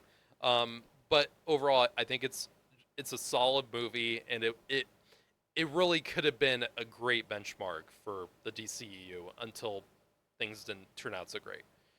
So It's Michael Bay action done better. I agree. I agree. I would not go that far. no, no. Zach, I don't like this, Michael Bay at all. Man of Steel does go into pretty heavy destruction porn. Yes, it does. Yeah. Pretty heavily. So number 3, it's a recency thing. I'm gonna put James Gunn Superman at number 3. Just because I've only seen it once. I need to let this movie marinate on me more. But I really enjoyed the movie. This is the Superman that I see when I think of Superman. It's like a lot of people have said, it's like the animated series come to life. And in many ways, that I think the Matt Reeves Batman was the animated series come to life. David Cornsweet, I think, is the perfect blend of Clark Kent and Superman. I think just absolutely blew my socks off, like I thought he would. I've already talked about it. I've already talked about it in the review, but I just thought pretty much everything worked about it for me. I think it was a little bit overstuffed, but overall, just a great first step into a promising new universe. So number two and 1, they're the original movies. For me, I'm gonna put Superman 2 at my number 2 spot. I love a lot of what this is probably a lot of superhero sequels, especially ones like Spider-Man 2 and other sequels like that. Obviously, the original Superman was a huge influence on every comic book movie, but I feel like a lot of comic book movie sequels took influence from 2 because of like Spider-Man 2, a lot of that structure is from Superman 2 because, you know, the whole thing where Superman gives up his powers to live a normal life. That Spider-Man 2 did that too. The drama in this one, I think, is very compelling with Clark and Superman. The villains, I think, are great and are very memorable. And I am talking about more the Richard Donner cut because that's the one I've seen the most.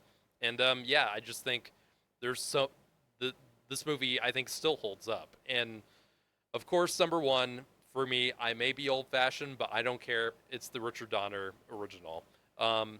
This movie is just timeless to me. It's just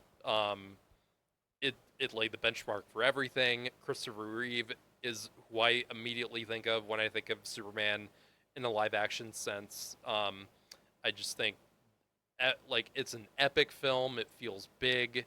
I don't care if the effects are dated. I think they're still appealing to look at, and they're actually.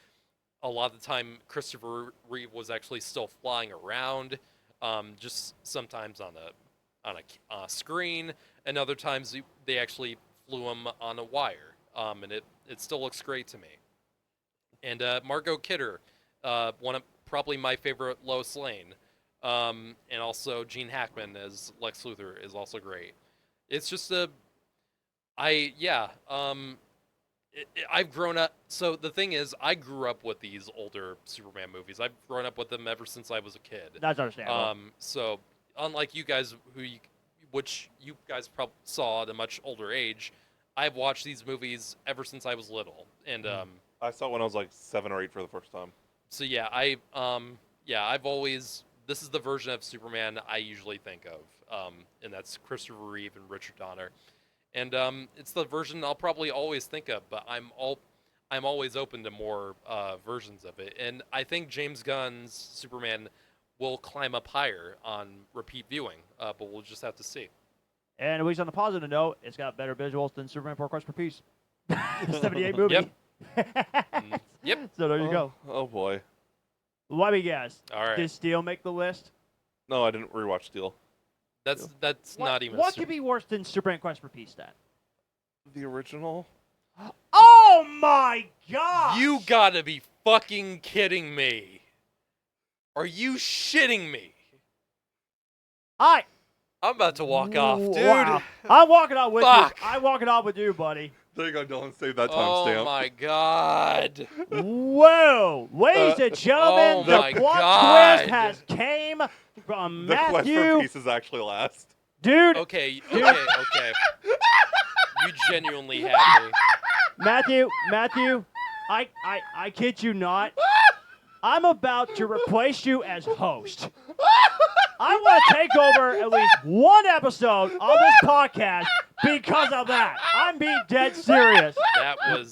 Let me take over for one episode, please. Okay, get to your fucking list. I just sent Garrett through the ringer. Oh my god, you had me. Man, we are You're so good. much more forgiving You for are this good. movie. So yeah, Superman 4 was actually last. Okay, I Oh, hope. thank God. Okay. I Yeah, hope. I missed that little bit of news. Okay. I was still You're still the reeling. host of this podcast. Okay. Superman 3 was next. I prefer Superman 4, I think, to rewatch. Yeah, it's Super- more enjoyable. Yeah, Superman Yeah. 3 is just forgettable and just trash. Mm-hmm. Number 15 is Superman Red Sun. Not a fan of this one. No, I'm not really an Elseworlds fan with this one. I much prefer Gotham by Gaslight. Okay, The yeah, story's more yeah, compelling. understandable. Well, Yeah, what yeah. about? Is there another Elseworlds Superman story that you prefer over this one? I mean, there's. Flashpoint, of the animated but- movies, like Gotham by Gaslight's because there's only those two. But I'm Is talking that like the Superman is that the stories. old Batman movie? No, it's an animated. It takes place like in like It's old Jack the Ripper. Victorian Yeah. London. Yeah. Yeah, is Jack that the the one Ripper where I and didn't stuff care like about the plot twist? Of Yeah. who that. Yeah, I'm pretty was sure. Yeah. Oh God, yeah. Superman Doomsday is number 14. Okay. It tried the Death of Superman storyline, but they tried to cram it at 75 minutes. Yeah. Damn, they Yeah, get. it's- Wow, it- that's I bad. guess that one's just really hard to get into a movie, huh? Yeah. Mm. They tried it again, obviously, with the Death of Superman and Reign of the Superman.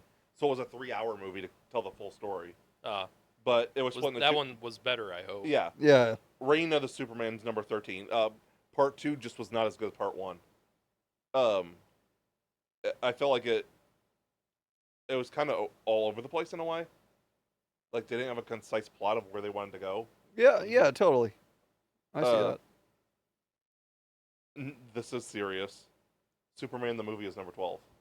Okay, I'm just glad it's not last. No. Yeah. I'm Yeah. just so glad it's not I'm last. not really a fan of the originals. Like, they're too dated for me.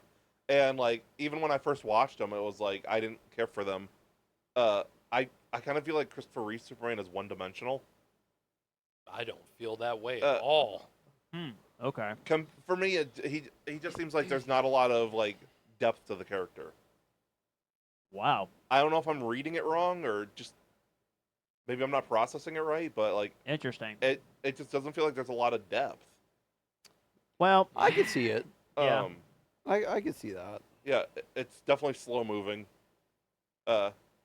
I still love the I've got you. You've got me, but who's got you? And my probably one of my favorite scenes is the scene where he's with Lois and she's in the bathroom. He's Clark at first. He takes the glasses off, immediately transforms, like one of the greatest moments of like body language, Yeah. and physical acting I've ever seen. Cuz he does it with the voice too. It's like that is Superman and Clark Kent done to perfection for me at least. Yeah.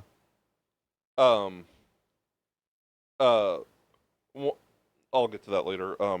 Next up at 11 is Superman Man of Tomorrow. Okay. It was interesting. It was the start of like the current, well, not current. It's over now. Yeah. But like the next DC animated universe. Oh, okay. It had Superman, Lobo, and Martian Manhunter versus Parasite. Oh, is sideline tangent real quick. Was it said that Lobo's going to be in Supergirl? Yes. Yeah, Okay, he's gonna okay. be like the main It's Jason villain. Momoa. Okay. Is he going to have his own movie, or is it Yes. he's just in Supergirl? He's gonna have his own movie. It's not confirmed yet, but Okay. Cool it's beans. happening. It's just not greenlit. Oh, Okay. it's gonna be much better than the '84 Supergirl film. I swear Oh, yeah. to God, it's gonna be much And better. the director of it is the guy who did Dumb Money, that movie about the GameStop. Oh, yeah, GameStop yeah. thing. Oh, I need to watch really, that. which is a really fun movie. Yeah, the guy's I forget what, I'm blanking what else the guys did. A solid director. I think he's gonna do a good job. Nice. Yeah, Number 10 is Superman 2. My favorite of the Reeve ones, but it's still not my favorite. The Zod gang is a lot of fun though. They are. Uh, They are. Admittedly. Jack, what was the guy's name? Was it Jax? Jax. The big guy. I forget that guy's He name. was an idiot though in the theatrical cut. Oh yeah, yeah. I don't know It's if he's better. in the It's Donner better cut. than the. It's Okay. better than Donner. Yeah, I don't even think he speaks in the theatrical cut. No, he No. doesn't. I confirm. Number 9 is Superman, Batman, Apocalypse. Okay. Uh, Interesting movie. I really this was very much a Supergirl-esque movie. yeah. She first appeared in this, and well, not first appeared, but we got the female Furies like Big Barda, Mm. freaking the dude from Brooklyn Nine-Nine. Andre Braugher. Yeah, he played Darkseid. Mm. Oh yeah. Okay. Yeah.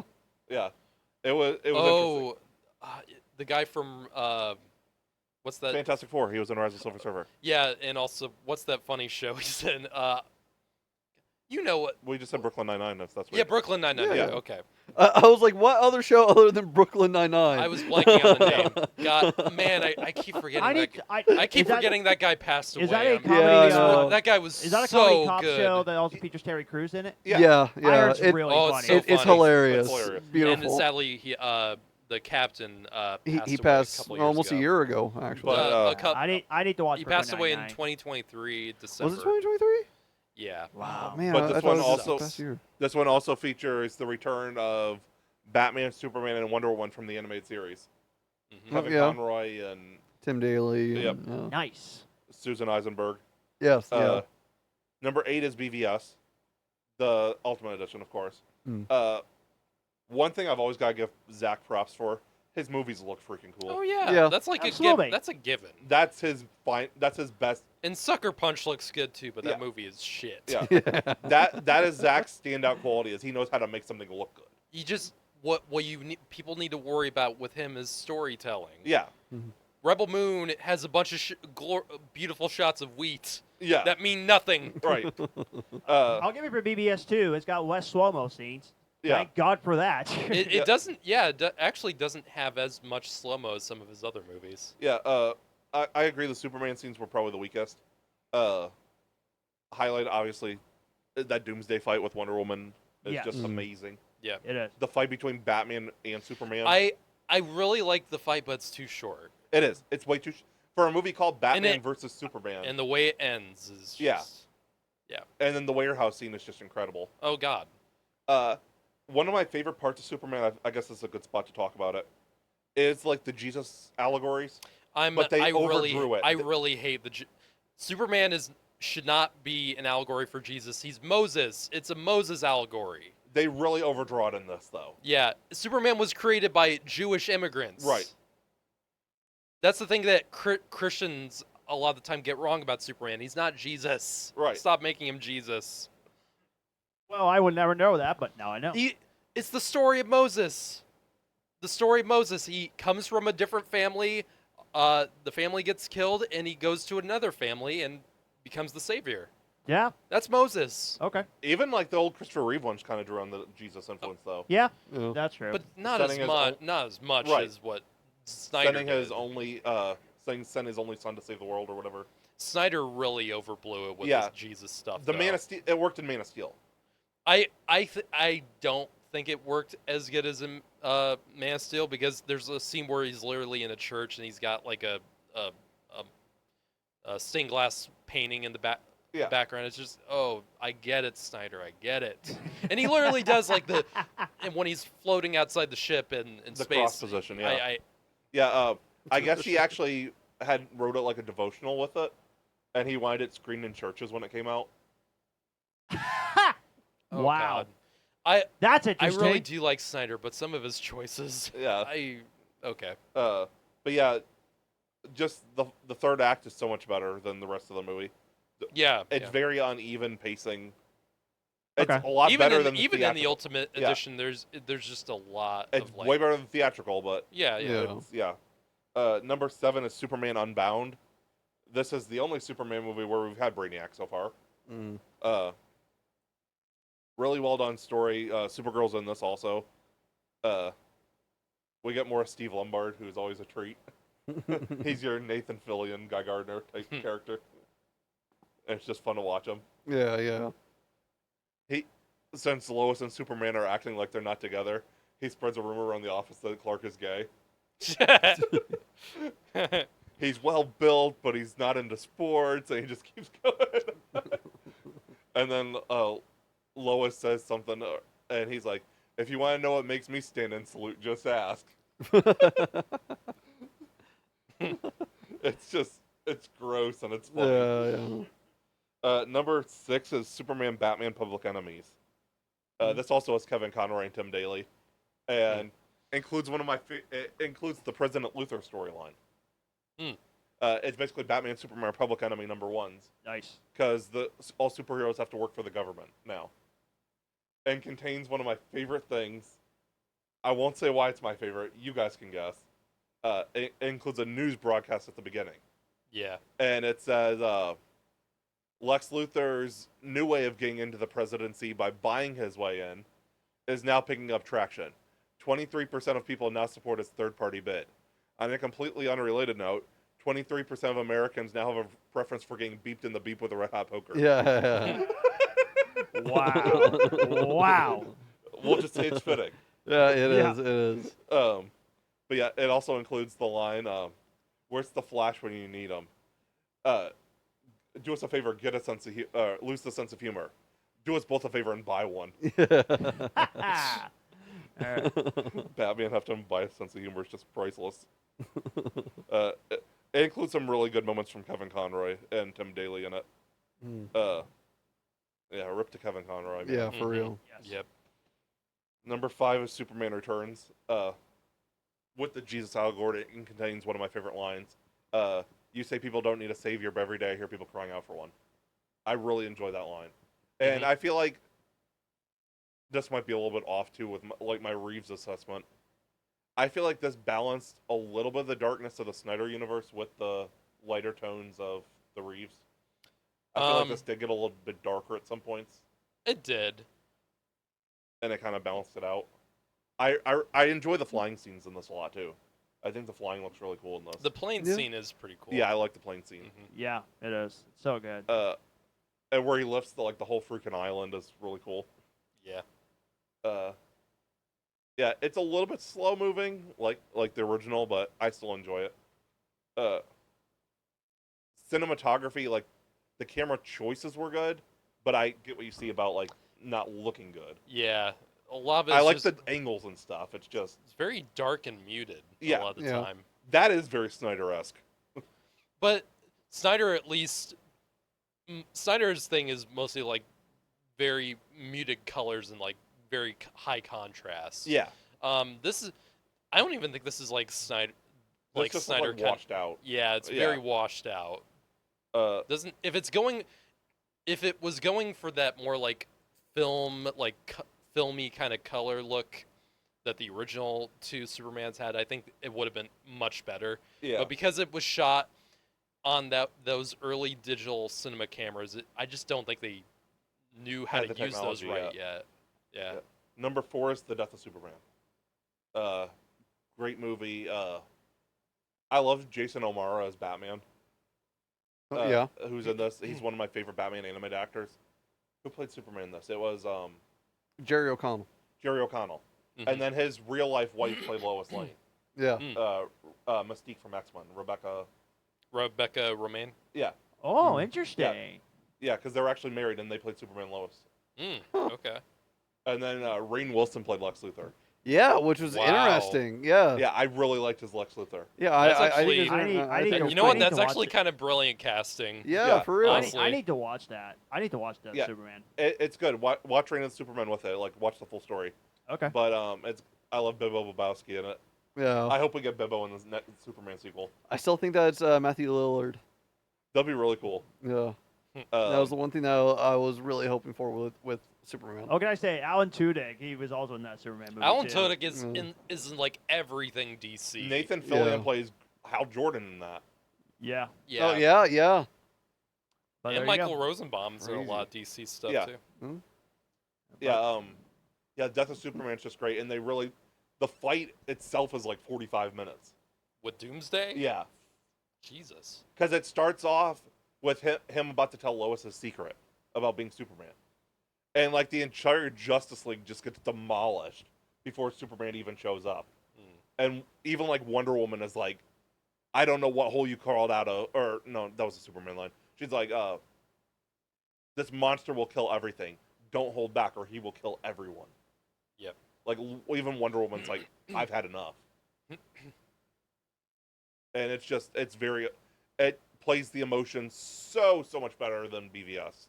Yeah. It's so much 'Cause it more emotional. probably feels more earned. Yeah, 'cause Yeah. like I said, this was like the 10th movie. Mhm. There was like 3 Batman before it, 3 Justice League,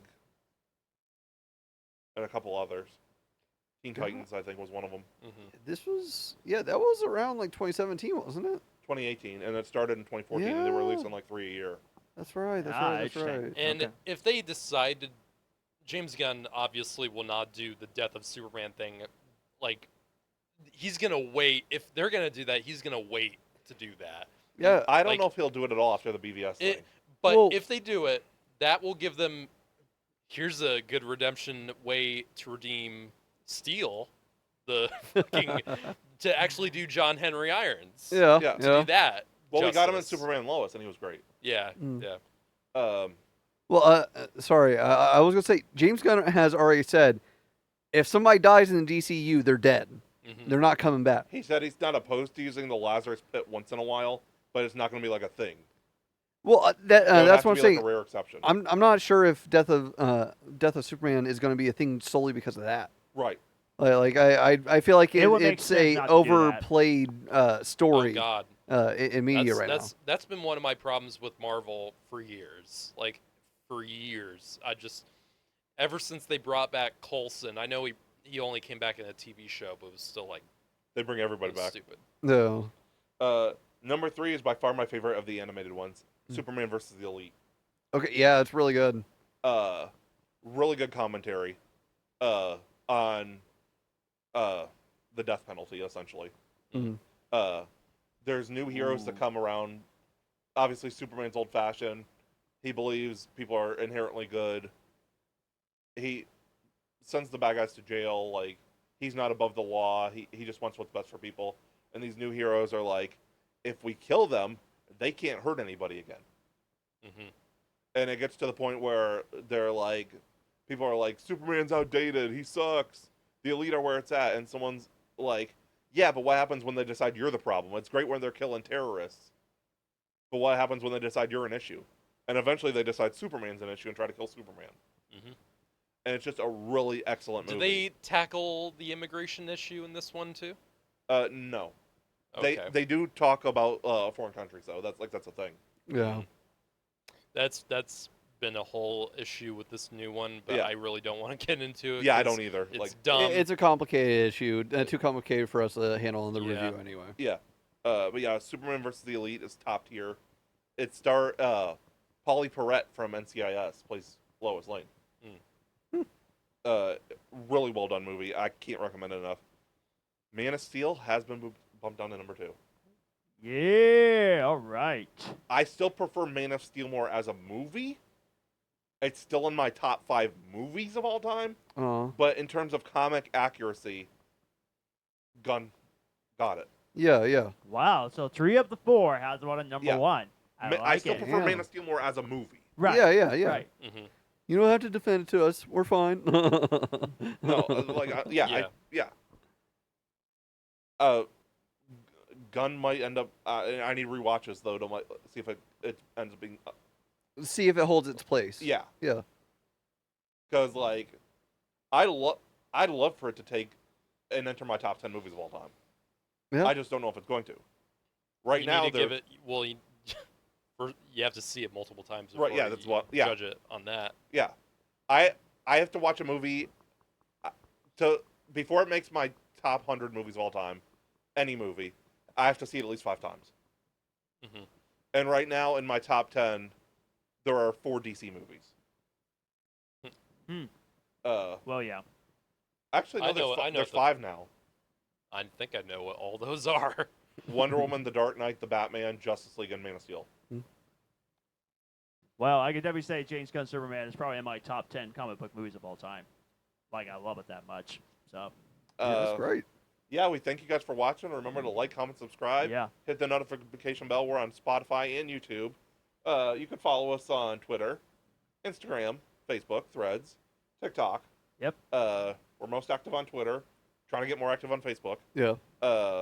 We got a lot of good stuff coming up. We got our Fantastic Four live reaction to the '94 In movie. 2 weeks, we'll be live July 27th for our live reaction of 94's Fantastic Four. They're trying to convince me it's worse than Fantastic. I refuse to believe that. I said this last week. Like, as a movie, it's worse, but overall, like enjoyment level, I can't wait to roast this thing. But yeah, it'll be posted It's on like Instagram. It'll be posted on Facebook. it's like when it will the be coming. Superman 3 versus Superman 4 thing.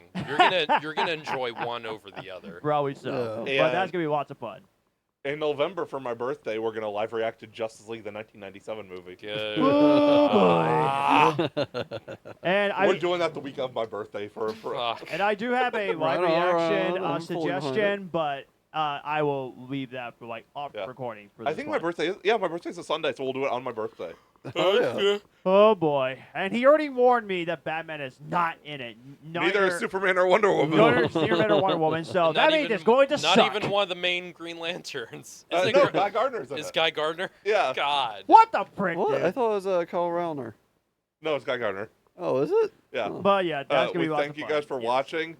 We hope you enjoyed this. Oh god. Shameless plug. Oh. And I'm a punk rocker. Yes, I am. We hope this review takes you up, and away, and we'll see you next week. God bless See ya. everybody. See See ya. you next week.